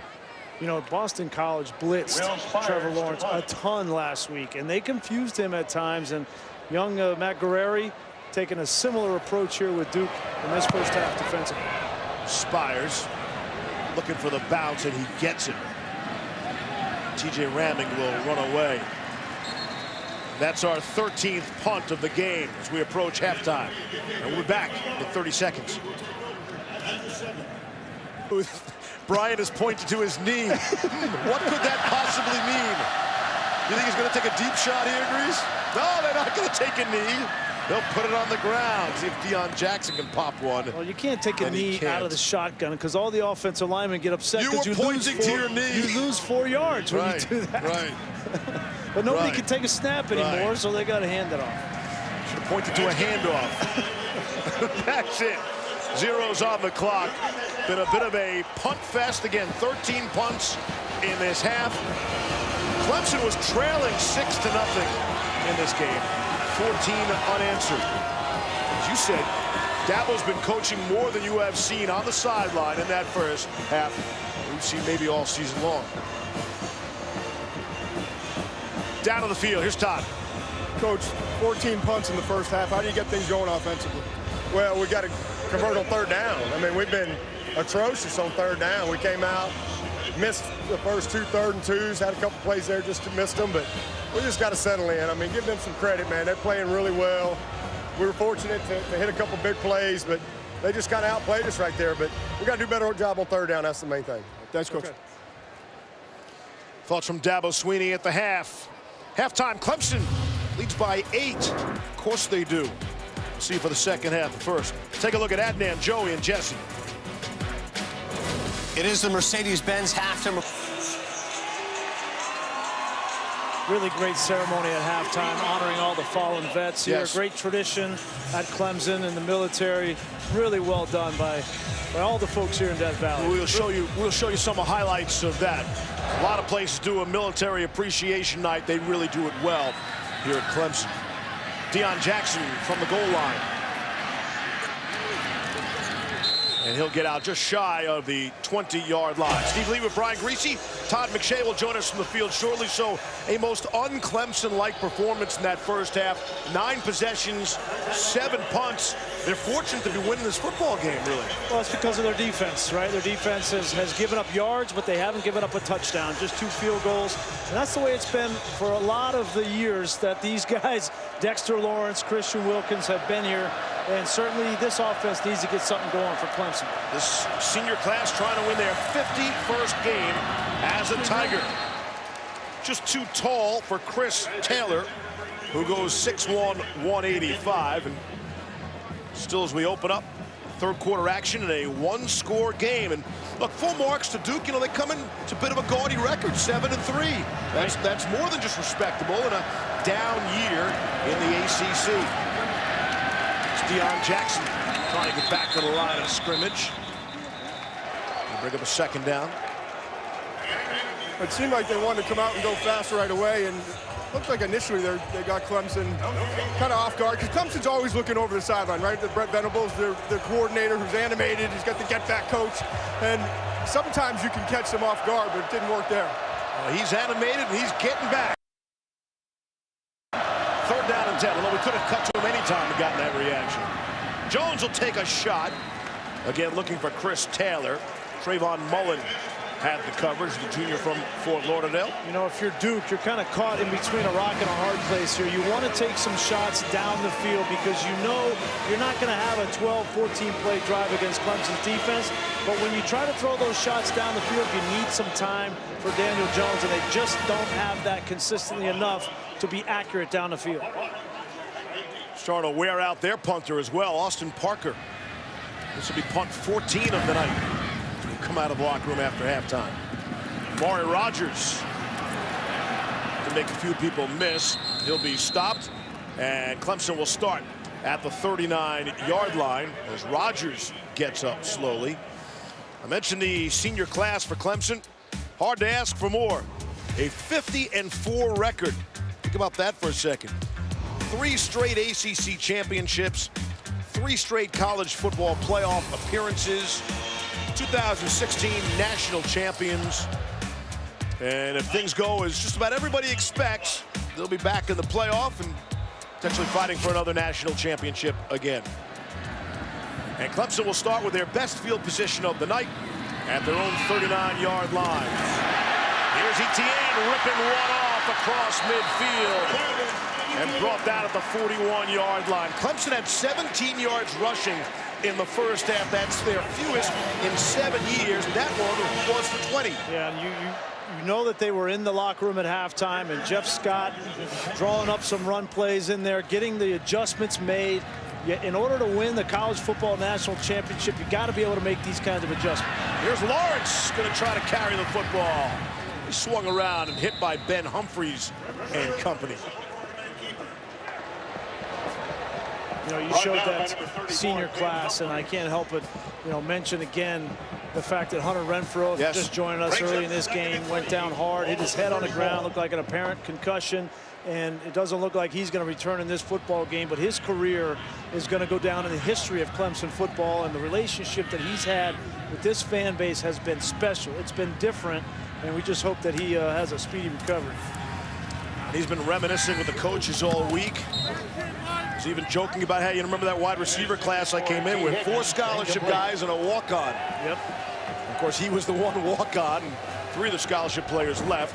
Travion Thompson, the other one who remains. Trying to go to him on a 3rd down. We've seen it a million times. Yeah. Well, and he is not just only, he hasn't just been the big plays he's made, and he's made the biggest plays in the biggest moments, we know that. But I think he's been an example for Dabo Swinney to set the culture, right? That the best players are going to play, no matter where they're recruited from, how many stars they have, they're going to play, and he's been an example of that. Amari Rogers has 1st down yardage, working on Brandon Feimster. And when we were talking with Matt Guerreri, the defense coordinator, he said if any player on Clemson's multi-talented roster, if he could have one of those guys on offense, he said Hunter Renfrow would be the guy. He's not the burner, not big down the field, but when you needed a big play, a big catch, it was always Renfrow. He's going to play on Sunday, Steve. Yeah. There are enough GMs in the NFL that will make that decision. Here's Travis Etienne. 1st down and 6 points for the touchdown. And the Tigers will increase their lead.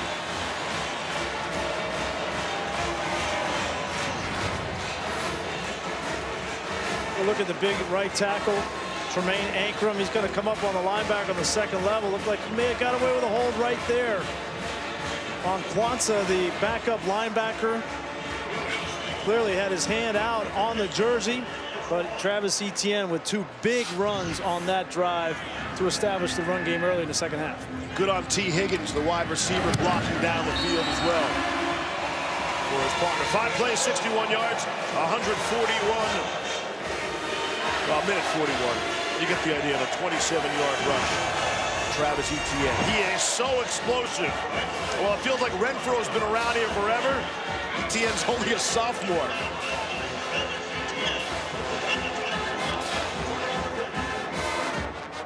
When I book at Hilton.com, I get to select my room from the floor plan. Look at the coaching staff for Clemson, all wearing fatigue pants. There's a real special bond between this university and our military. This was the scene at halftime that Grease alluded to. They allow everyone who has been a member of the military to come onto the field. It's all by the honor system.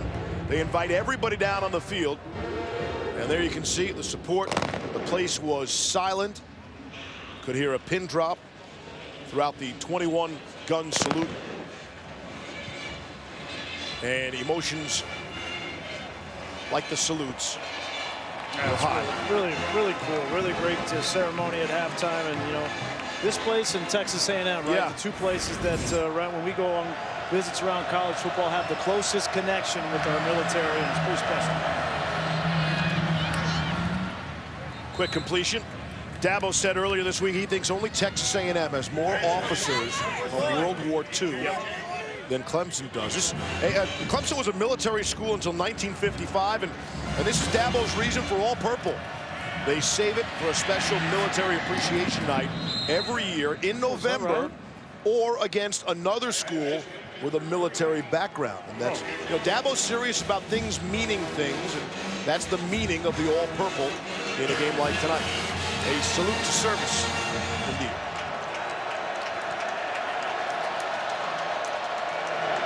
Third down and 1.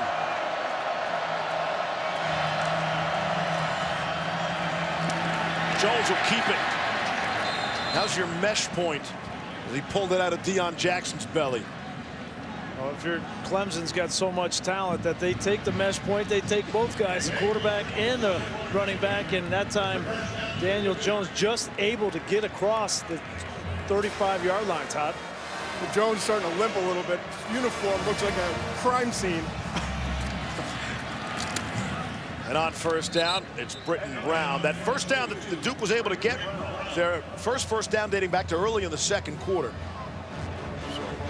That's the uniform of a competitor right there. That's what I see. And yeah, he is limping around. So part of his game is running. He had over 100 yards rushing a week ago in the win over North Carolina for the victory bell. So not a part of his game tonight. Daniel Jones, quick throw to Daniel Helm. And he's got the first down. His third catch. So David Cutcliffe said he's finally able to have real football conversations with Daniel Jones. He said, well, when did that actually start? He said, well, we got into it on the sideline during the Georgia Tech game. And then we got Jones's side of the story. And he said, in essence, he questioned my toughness, my manhood. No one's ever done that. And he's shown he is plenty tough tonight. Here's Britton Brown on a big gain on second down. Yeah, but that was a turning point in their relationship last year, and that's important. That coach-quarterback relationship, we know, as Coach Cutcliffe has been one of the best in the history of college football, coaching quarterbacks. And he said after that I could really begin to talk to him and visualize the game. And Coach Cut always likes his quarterbacks, all the way back to Peyton, to visualize the game, not to be on the grease board or on the video screen, but to be able to have the conversation in your head and look at certain schemes and certain checks and go through the whole game in your head. And finally, Daniel Jones now able to do that this year. First down and 10, they're across midfield. This is part of it here, making checks at the line of scrimmage.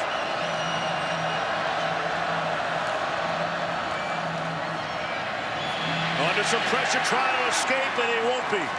He'll be taken down right in the logo by Cleveland Furl. This was a check at the line of scrimmage from Daniel Jones, and he should have thrown the ball on the outside to Lloyd. He had a hitch route. It was there, and he looked that way. There he is right here. He's just going to run the hitch route, and he's open for the throw. He looks that way, doesn't throw it, and ends up getting sacked. And that's just going through these plays and all the checks and every outlet. He didn't find it that time. Here's Jones throwing and completing. What a catch. Damon Johnson able to bring it down. I don't know how he fit this ball in. What an amazing throw here by Jones. I mean, tight window, anticipated the throw, and gets it in there. A really good catch, obviously, contested. Yeah, Todd, he's a sitting duck back there now. You got to be careful if you're Duke. You know, this kid has played his heart out, but he's not real mobile right now. You need to get a little more protection. Rare they have a back in the backfield with him, and they handed to Britton Brown, and he's got first down yardage. So, Todd, I'm curious, though, Mel had him at number 2.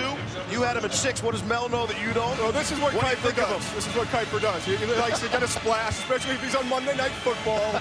So he's going to put him all the way at the 2 to get some attention. But, no, quite honestly, watched a lot of tape of him this week. Watched some with Grease. There's a lot of things to like about his game. He's not a complete quarterback at this point, but the toughness and then the mental aptitude are really intriguing for the next level. Here is Jones now. Good pocket, feels some pressure, trying to get out of there, and he'll be dropped. Sent flying backwards. Tanner Muse, the free safety, will drop him. Yeah, there's not a lot of complete quarterbacks, Todd. I don't believe in college football this year, and I think that's probably the reason why Daniel Jones is becoming more attractive, because the NFL is starving for quarterbacks, and this kid looks like he's got a little something to him, but I think they need to figure out exactly what he has. 5th sack of the night by this Tigers defense. And let's see who jumped. Jones told us they changed the cadence just for this week. Let's see if he caught Clemson. Offside, defense, number 67 with contact. 5-yard penalty, second down. Just to put a wrap on this with the NFL draft and Jones, it's one thing that there's not a lot of quarterbacks, so it becomes enticing to leave early. But remember, Jones has another year where he could go back and develop, and I think it's more about being ready when you get to the NFL than exploiting a bad quarterback class. Yeah. 2nd and 7. Running away from Austin Bryant. Jonathan Lloyd, usually dependable, 5th-year senior, could not hang on to it there. We asked Jones about watching on Monday Night Football. This is not a great promo for the game, but he said he was sleeping, and somebody called him the next day and told him what Mel Kiper Jr. has said. He won't be sleeping this Monday night. Yeah, what was the matchup last week? Giants-Niners, was it? Oh, I can't blame him. Grease. Every NFL game's a good game, you know that. 3rd down and 7. The Chiefs-Rams this Monday night. Nobody's sleeping. Ball batted away. That's 5 or 6 balls knocked down at the line of scrimmage. Well, I think Clemson knew coming into this game that, listen, they're not going to be able to block our guys, so they're going to throw the ball quick. And if they're going to throw the ball quick, everybody get their hands up. We've seen Dexter Lawrence twice. We've seen Wilkins a couple of times, and now Trey Lamar gets another tip pass to force the field goal attempt. Some confusion out there on the Duke sideline. Only 10 guys on the field. It looked like Brock Chambers, the right guard, not on the field. It's Colin Wareham from 43. All the way, and it is no good. Missed it to the right.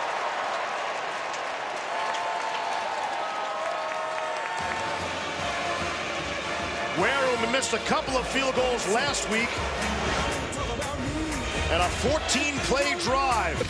Chevy has earned J.D. Power Dependability Awards for cars, trucks, and SUVs. You can check out our alternate angle Xfinity Skycam coverage of the game, streaming live on the ESPN app and on Xfinity X1.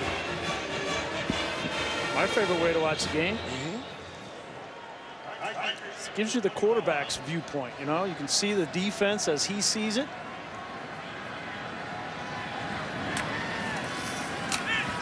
Trevor Lawrence. Whoa. He's looking at Justin Ross to bail him out and make the grab. See the rushing yards in the first half versus them getting it going on the last drive.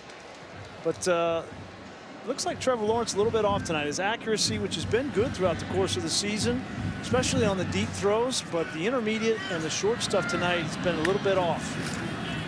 We'll look a little bit at his mechanics later on in this game and see how he throws the ball and maybe how Daniel Jones throws the ball. There's some things I noticed with their delivery and release that they probably need to work on as they get older for Trevor in college, and as Daniel Jones begins to get ready for the draft. I think they need to shorten that delivery. They've got a really long windup right now, and they're 6'6" and 6'5" respectively, so it's natural that they'll have to work on shortening that up.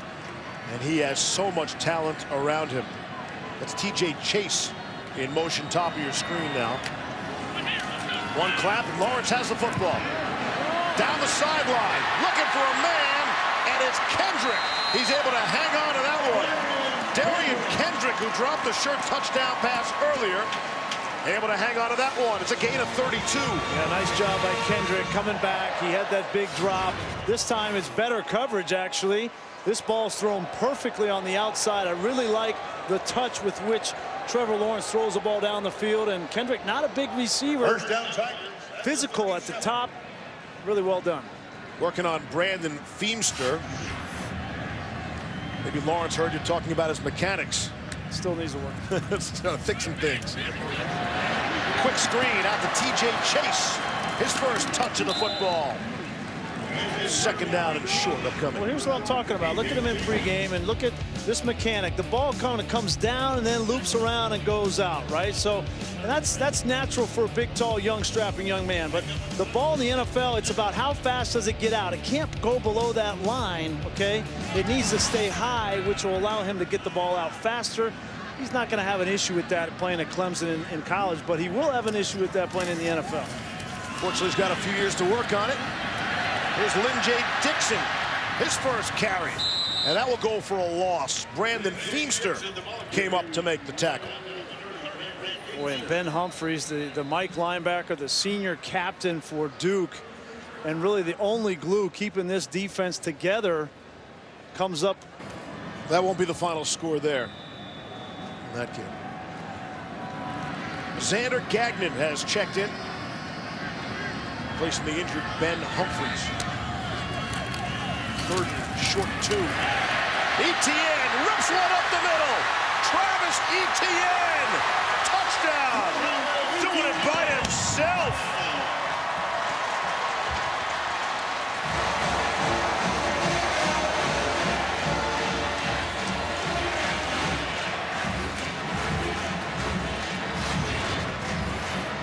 This is just a flash of the talent that Travis Etienne brings. Last year, as a true freshman, you just saw raw talent. This year, you see a little bit of a smarter player, a more aware player with vision and patience, a little bit more strength, and still has that explosiveness on the second level. The self-proclaimed mama's boy who FaceTimes with his mom prior to every game.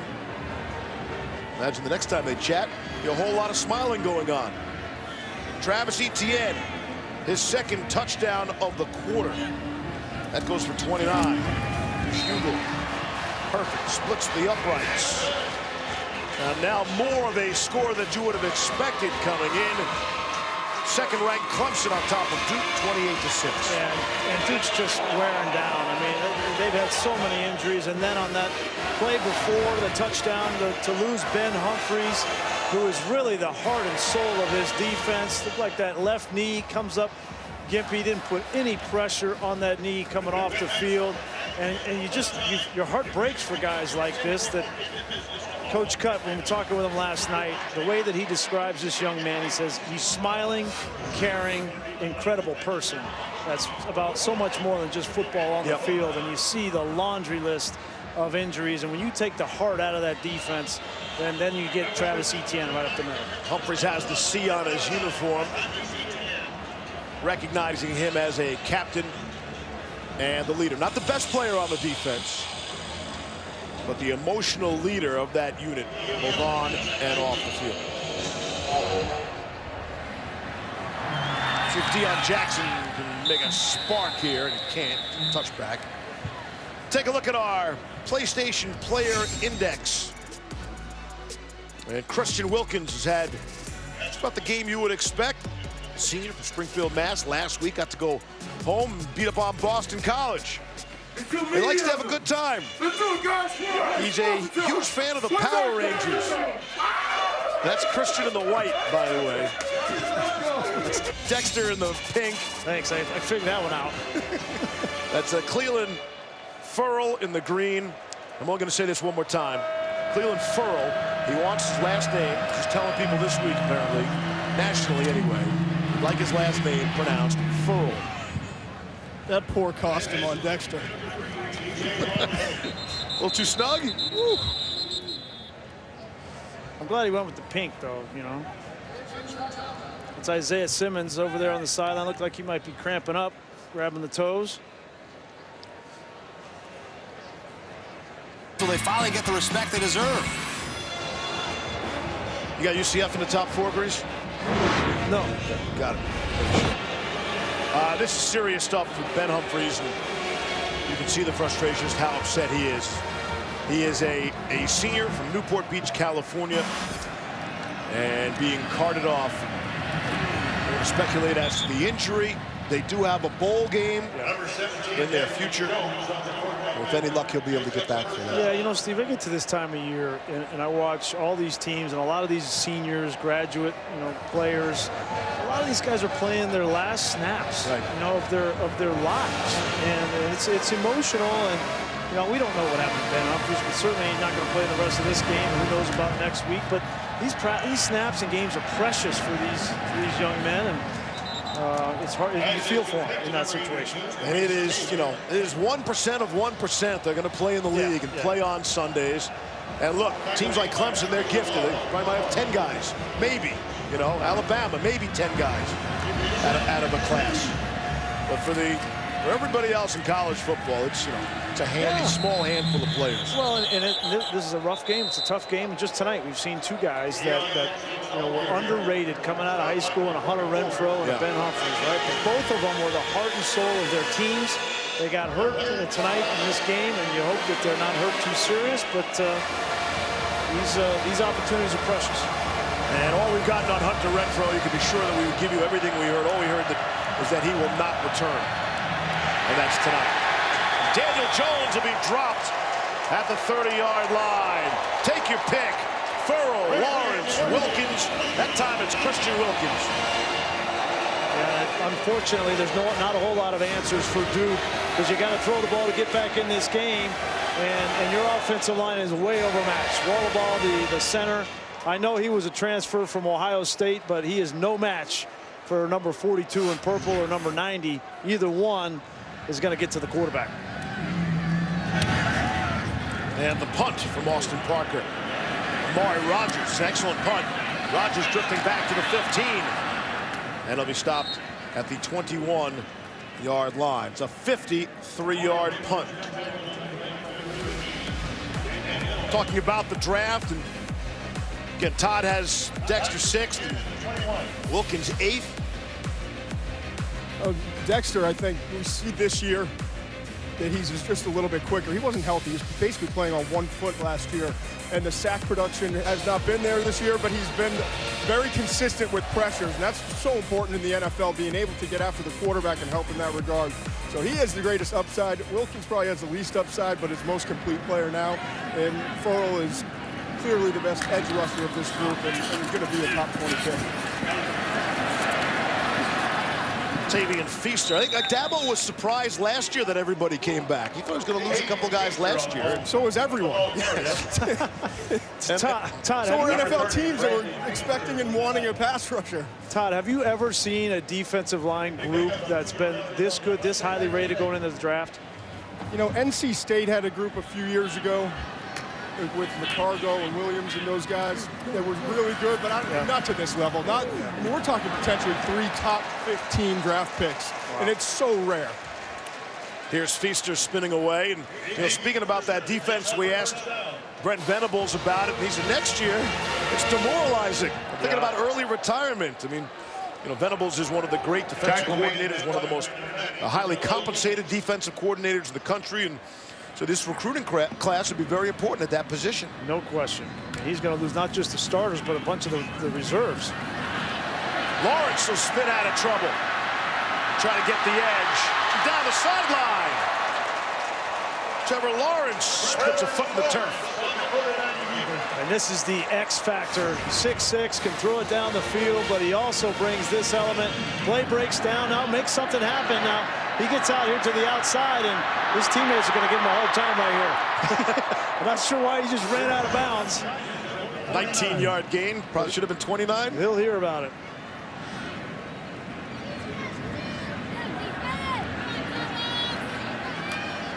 Just across midfield now. He's running some more. Running right and throwing left. Wide open, and it was dropped. Amari Rodgers. They've taken turns dropping Lawrence passes tonight.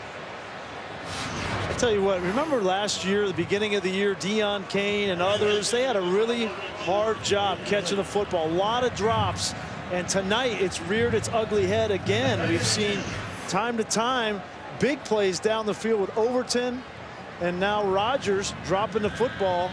That will be addressed in the meeting room tomorrow, no question. Kendrick dropped the touchdown pass. Feaster on a little shovel.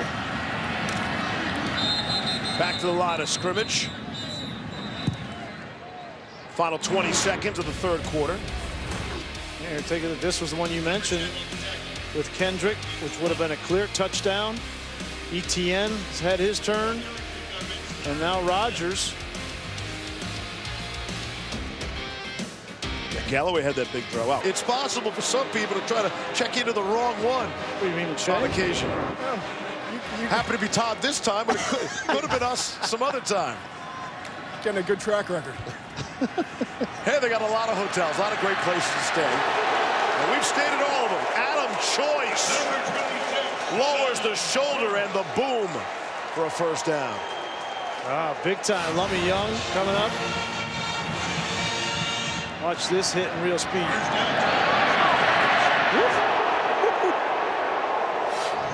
Statement run by Choice. 5'9", 220, and a whole ball of hate coming at you. That's a business decision by the defense. His first rush of the night. On the ground, it's Choice again. Who wants a piece of him this time? The bowling ball's coming the other way. The Duke defense very happy. He stumbled down all by himself. I think you're going to see this from Clemson throughout the rest of this game. This offensive line and the running game primarily want to run this clock out, get out of this game with a victory, stay as healthy as possible, and give Dabo Swinney credit. The first half was ugly. Probably went in at halftime, had a stern conversation. They came out ready to play in the second half. Second down and 2. Lawrence will keep it. Trying to avoid some contact there. Trevor run out of bounds by Leonard Johnson. We've seen Trevor Lawrence learning on the job with respect to his health and running the football, right? You go back to that Syracuse game, he didn't get out of bounds. He got hurt, wasn't able to finish that game, and it was up to Chase Bryce, who played really well in relief and saved the season, if you will, for Clemson against Syracuse. But Trevor Lawrence has had to learn how to manage situations. Get down when it's time to get down, get yards when they're there, but protect your health. Third down and 3. Lawrence will option it to Choice, and he's going to come up short of the marker. Marquise Waters wrapped him up, fine tackle, and it's fourth down. Really nice play from Waters there.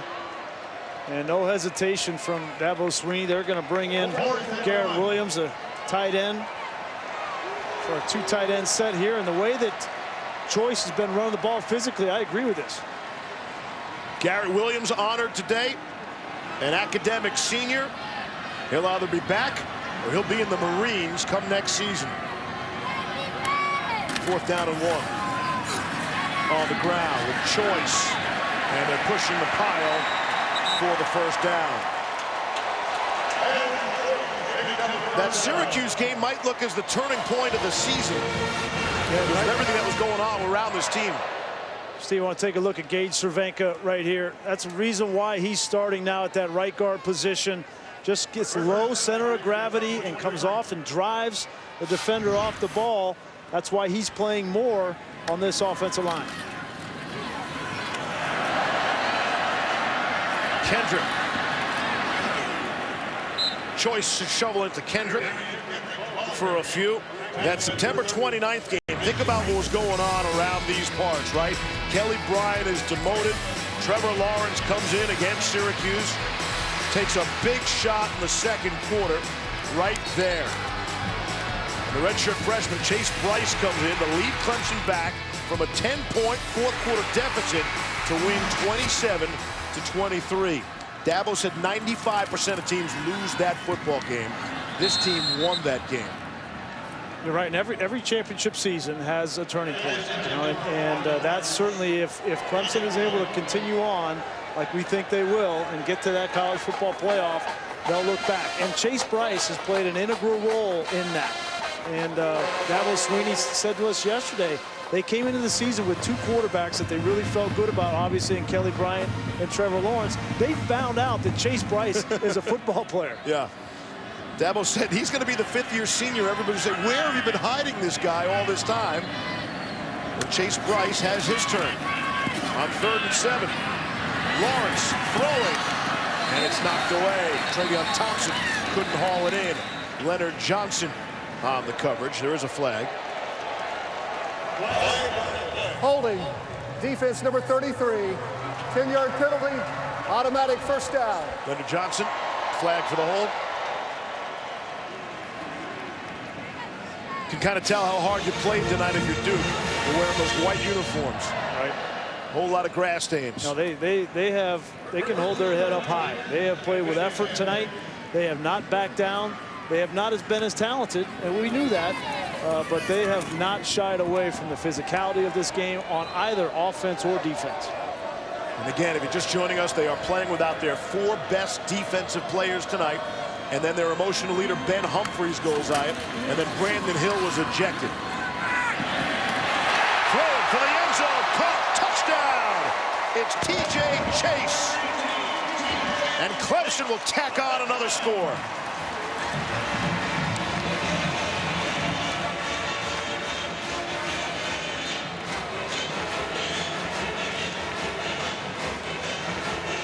That's 3 consecutive touchdowns by Clemson, 4 of their last 5 possessions. They've figured things out. Right, and they only had a touchdown in their first 7 possessions, so.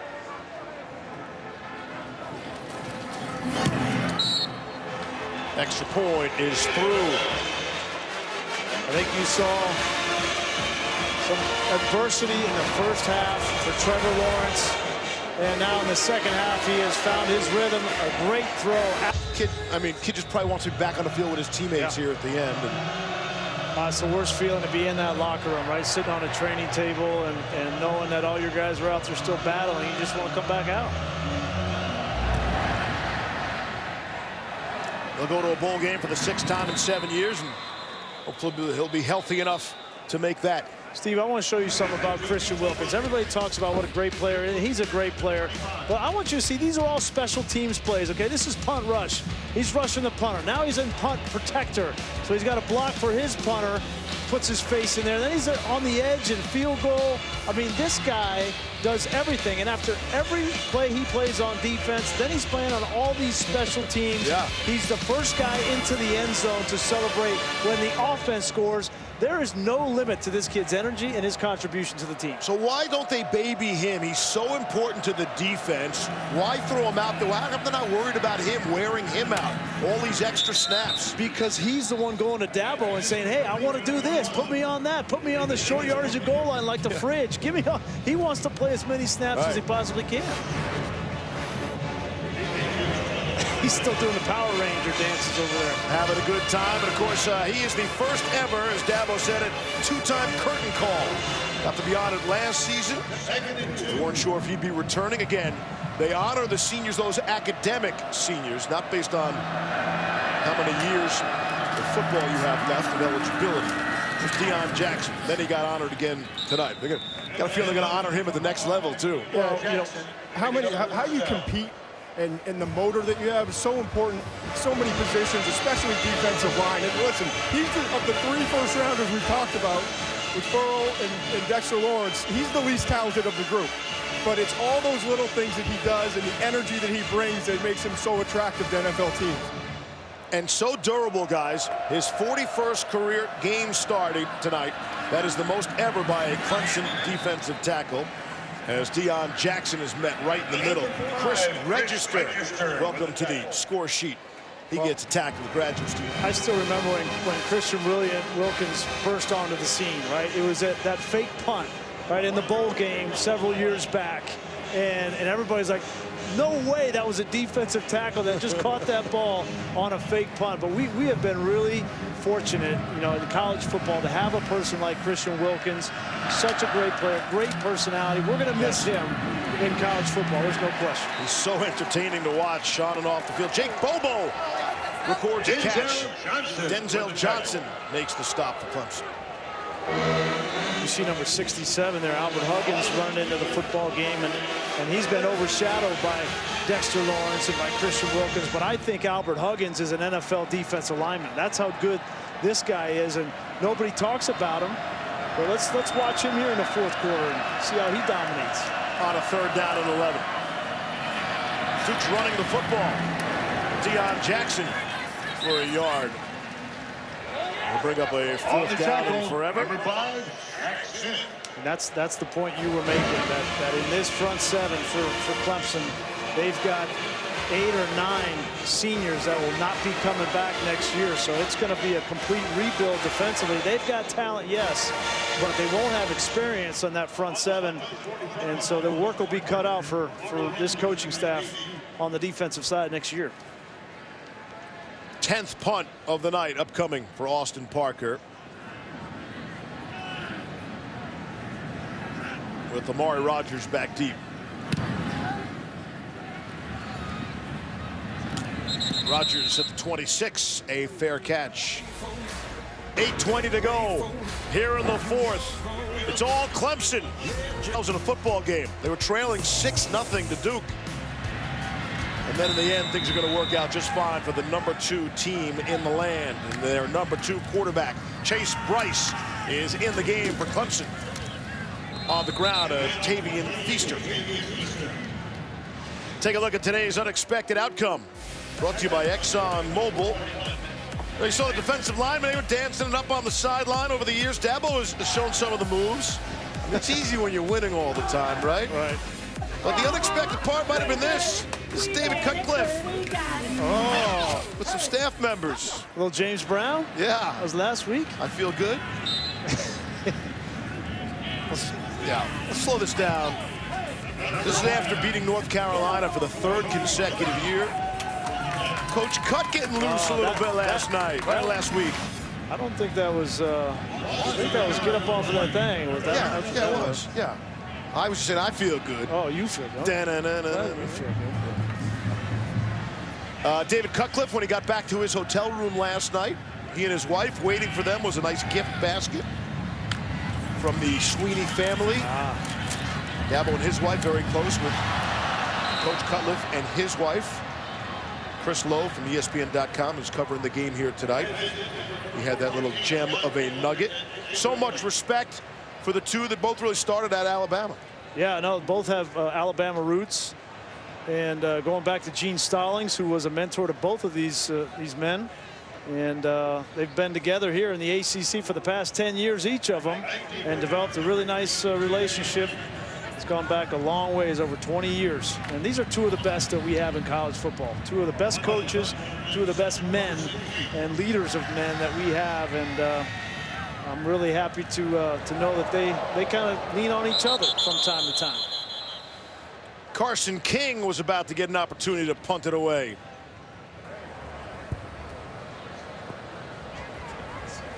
Redshirt junior from Nashville. False start. Offense number 43. 5-yard penalty. 4th down. Here they wore out Will Spires. He punted 7 times in the first half. So try Carson King's leg on for size. All right.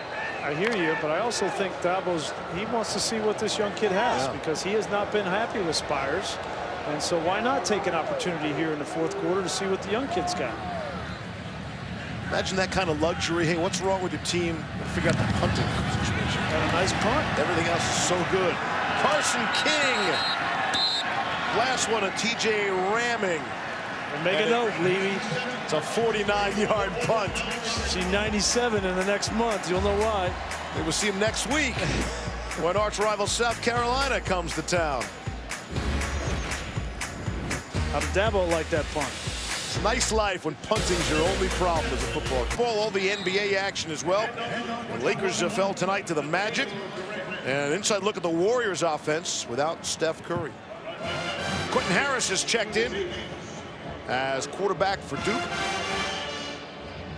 It's the right move.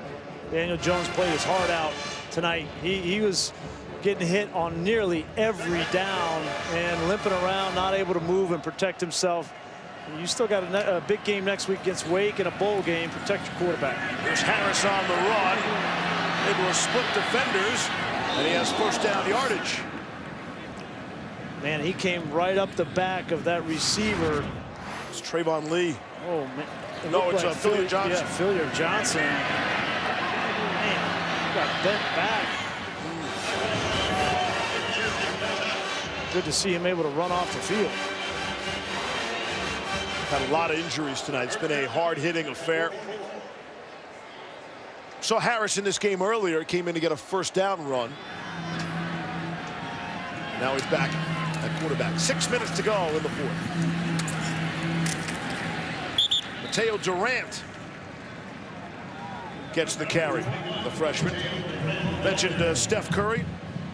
Now the Warriors are dealing without him. That is Matt Guerreri, the defensive coordinator. We should say congratulations. He was engaged this past summer to Alexandra Thompson, who was the guard for the Davidson women's basketball team. At the same time, Steph was running the show for the men's basketball team. How about that? That's cool.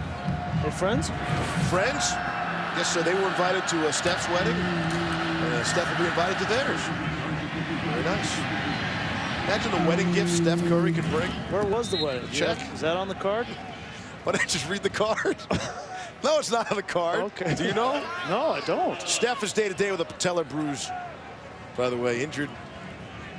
That's pretty cool. A few days ago. Of course, that's where your mind went, Levy. What, the card or the gift? Hey, that's one reason to invite.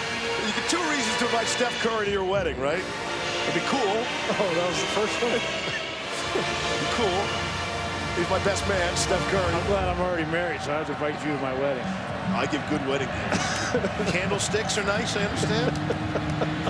Here's Quentin Harris. And he's rocked right at midfield. Oh, gosh. Somebody tell Quentin Harris to go down feet first, please. That's Xavier Kelly. Xavier Kelly. Take a look at this backup defense for the Clemson Tigers. Those guys don't look like backups, do they? You look at guys like Albert Huggins, number 3. Xavier Thomas, Xavier Thomas. They think he's the next one. Really excited about, Register. No, their second team would start on half the programs in the country. Yep.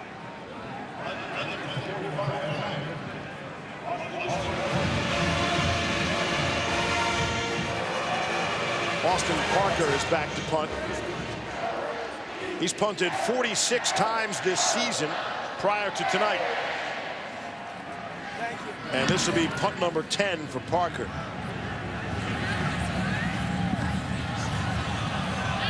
That'll bounce out of bounds at about the 6. We'll step away. 4.5 to go. It's all Clemson. Emma held on. Beat the Citadel. That could be in 10-10 at halftime. You got your shake-up in the top 10 anyway as West Virginia goes down in Stillwater. Yeah, I don't know that that was that much of a surprise, to be honest with you. We did that game last week, the Bedlam game, and Chase Bryce gets a run. And Oklahoma State, they've got talent. You know, they could play with any team in the Big 12 on any given Saturday. I feel like they've been the most inconsistent of all the teams in the country. They've won probably 2 or 3 you didn't expect them to win. They've lost that same 2 or 3 games you think they should have won. Probably deserve better fate. Life in the crazy Big 12. We approach 4 minutes to play here in the fourth.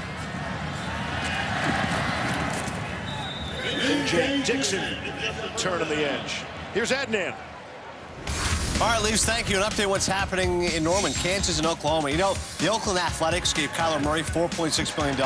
His head coach, Lincoln Riley, making $4.8 million. Can we see Murray on the base pass like this? Imagine him going first to third. Kansas trying to beat Oklahoma for the first time since '97, but it's all Sooners. They doubled them out 48-24, Steve. Yeah, he's going to take a lot of extra bases for sure, Adnan. Thank you. On first down and 10, Lynn J. Dixon.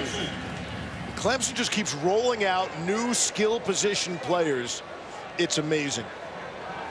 Well, it's the credit to the culture that Dabo's built here. Yes. We were talking with him about that yesterday. You know, the culture of when you commit, take a commit, when you make a commitment to a player. He's not a big fan of these early kind of offers to freshmen and sophomores. He wants to wait to see how these young players develop through high school, and he won't make an offer to them until they get to their junior or senior year. The only exception is Dabo has, he can make a selection as a freshman or a sophomore, but only him. Only he can make the offer, not an assistant coach. And he's only done it a couple of times. Yeah, a couple of Venables have benefited from that. A couple of Venables, but also Deshaun Watson was one, and Trevor Lawrence was one. So, but I think it's the right approach, and he's patient about it. He's intentional. He doesn't have these offers that are uncommittable, if you will. If he makes an offer, he wants you to know it's for him to come to this program. Football comes out, and Chase Bryce recovers it. And that's the way things are going for Clemson. It's a gain of 13. In the first half, Duke would have picked that up and run it back for a score. But in the second half, it's been all Clemson. They're going to slow it down here and milk the rest of this clock. Grease, they've just brought in Darian Rencher now, a running back. 6 different running backs they've used here tonight.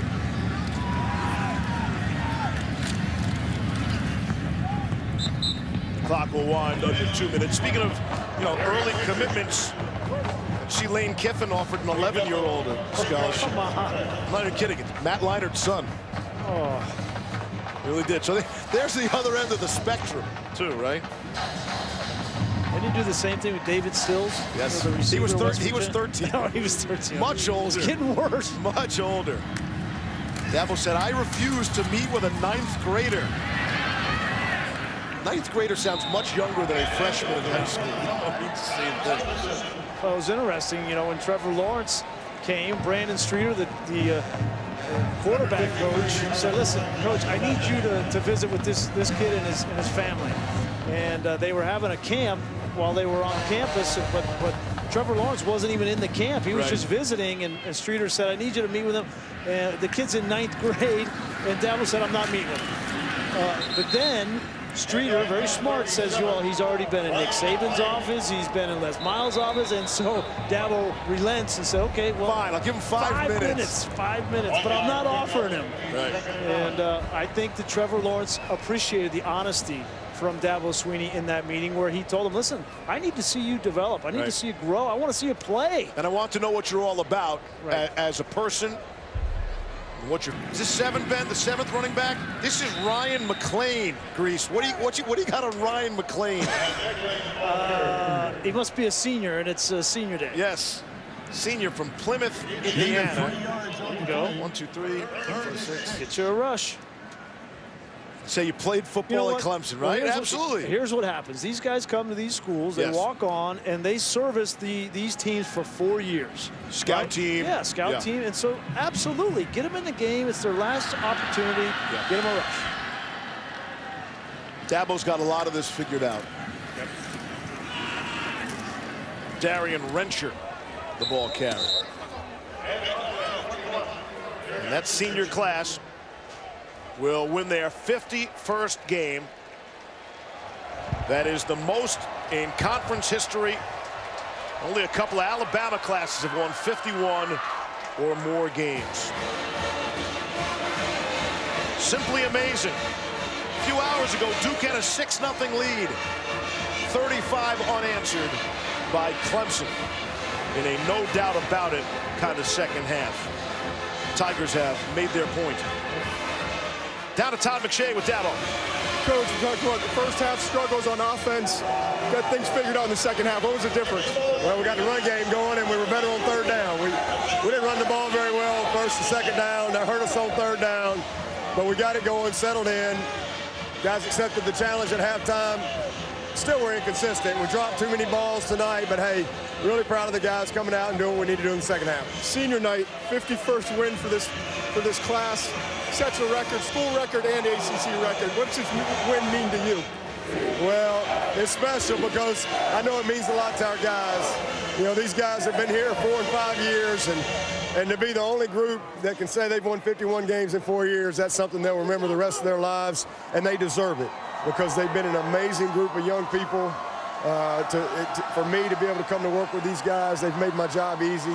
Bunch of great young men that just happen to be good football players, and they have led this football team all the way since last January. So my hat's off to them. I'm happy for them. And we're 11-0. Still got more work to do. Congratulations, Coach. Appreciate it. 1948, 1981, 2015, and 2018. For the fourth time, Clemson starts 11-0. The final score, Duke had a 6-0 lead. Clemson scores 35 unanswered. For producer Josh Hoffman, director Mike Schwab, my guys Brian Greasy and Todd McShay, I'm Steve Levy. Wishing everybody a happy, happy Thanksgiving. We'll send you back to Adnan, Joey,